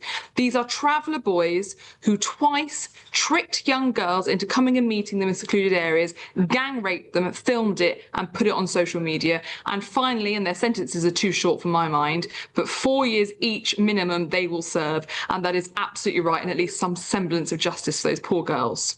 Alicia, we've been speaking an awful lot on the show today about the abuse, the sexual abuse, the rape of young women and girls. This is one of those stories that really illustrates where we are. Is it simply that we just don't seem to care about the victims in stories like this anymore? I think all of us do care, because I think all three of us would have felt very acutely a sense of anger, but also as a woman you feel there's almost a prickling at the back of your neck, that feeling that you get when somebody's following you down a street and you're not sure if you're safe or not. I think we have an epidemic of misogyny in our country. I think we have an epidemic of men thinking they are entitled to both women and men's bodies, that they can take whatever the hell they like. And we are seeing this from the Epstein cases we're now hearing about, but also from people like Andrew Tate.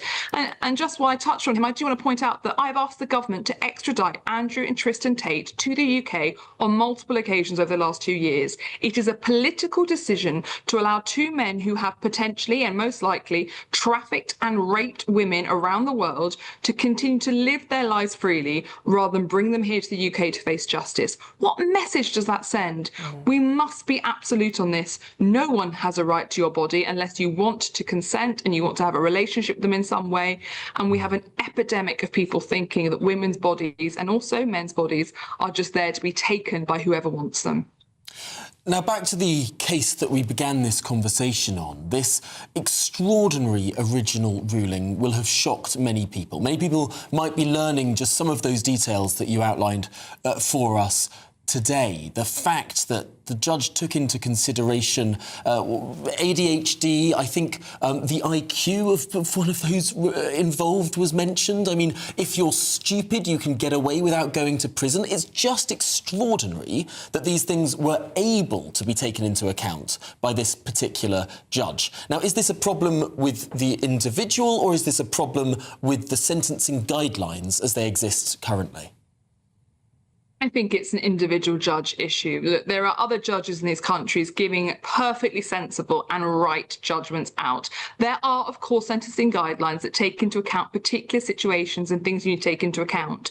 But these two boys are serial gang rapists. They did it more than once, months apart. And if you are smart enough to trick a girl into coming to a secluded area, smart enough to tell her to leave her phone behind, to leave her AirTag behind, and smart enough to then prosecute it, then you deserve to face justice. But there is an issue, actually, even within the system. I had another case recently, a legal immigrant who was a 23-year-old man who raped a young girl. I reported that sentence again as unduly lenient.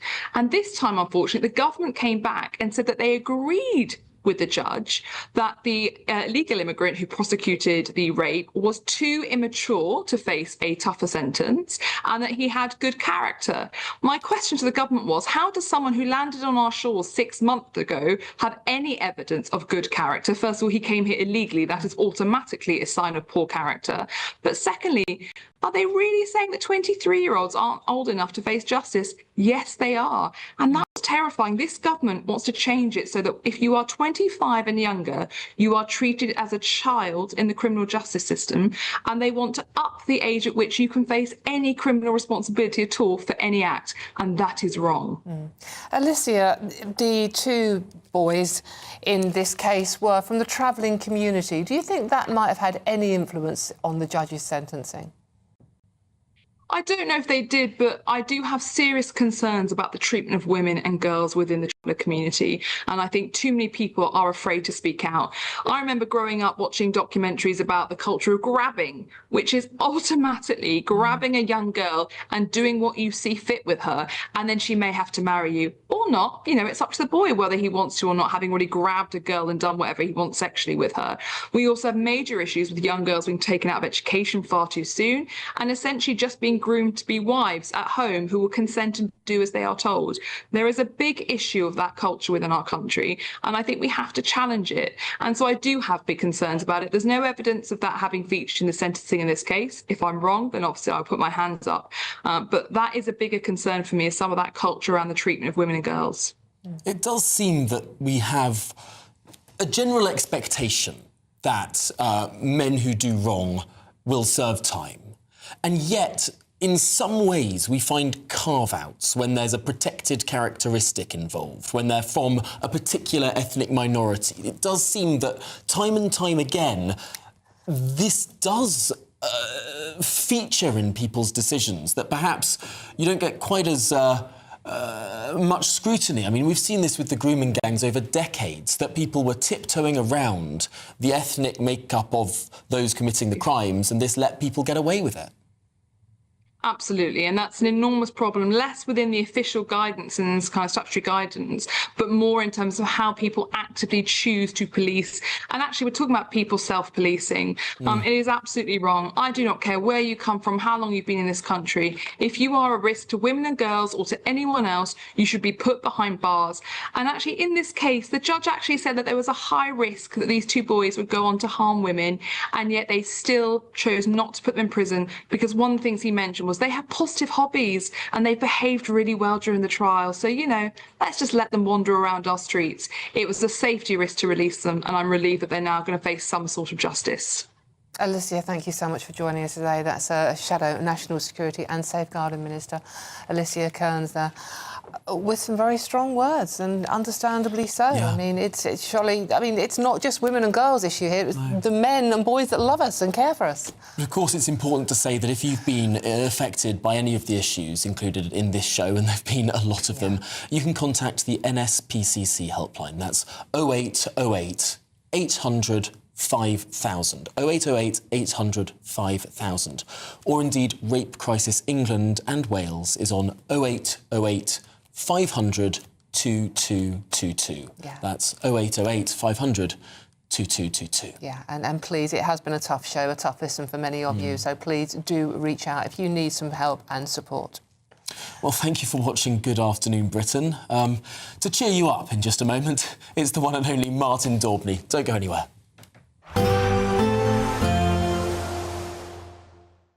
Expect warm spells with the odd rude interruption. Box Boiler sponsors the weather on GB News. Yes, it's time for your latest weather update from the Met Office here on GB News. Very good afternoon to you. Plenty of sunshine today, and tomorrow most places again fine and bright. A little bit warmer than today. There will be some rain edging into Northern Ireland. A few showers still around this evening. Still quite windy across the far northeast as well, but the blustery conditions slowly easing. A few showers just pushing into western Scotland overnight, but nothing too heavy. Most places having a dry night, lengthy clear spells. A little bit fresher than last night as well. Temperatures dipping down to about 10 to 13, 14 degrees Celsius. On to Friday, and for most it's going to be a fine day by and large. There'll be some cloud around, but quite a bit of sunshine on offer. Main exception to that, certainly initially, will be western Scotland. There will be quite a bit of cloud here and a few showers, perhaps also the odd shower pushing up towards Shetland, but the wind's not as strong as today. Some sunny skies across northeast Scotland. A dry, bright start for Northern Ireland, but the cloud is going to be increasing here through the day. For England and Wales, patchy cloud here and there, but generally a dry and fine day with plenty of sunshine to come. As we go through the day, as I mentioned, this line of thicker cloud with some rain will just creep its way up across Northern Ireland, so things turning a bit damp and drizzly here. We'll keep a few showers going into the western side of Scotland, but most places, I suspect, will be dry. Sunny spells across eastern, southern Scotland, most of England and Wales, and in that sunshine, a bit warmer than today. Temperatures up quite widely into the mid-20s over the Midlands and down across the southeast. 27 Celsius is possible. Cooler with the or damp weather, and it is going to be a fairly damp and dismal end to the day across much of Northern Ireland. That rain and drizzle then spreads into central and southern Scotland and parts of northern England during Friday evening. We'll keep outbreaks of rain going in parts of Scotland, particularly northern Scotland this weekend, but certainly across much of the south. Plenty of sunny spells, and it is going to get a bit warmer as we go through this weekend as well. Expect warm spells with the odd rude interruption. Boxed Boilers sponsors the weather on GB News. We're celebrating a golden summer with a terrific two-part Great British giveaway. First, you could win a sensational £60,000 in tax-free cash. And that's not all, as you'll also win our most precious prize to date, a fine gold bar worth over £5,000. For a chance to win, text GOLD to 63225. One entry costs £2.50 plus one standard network rate message. Or text BONUS to 63225.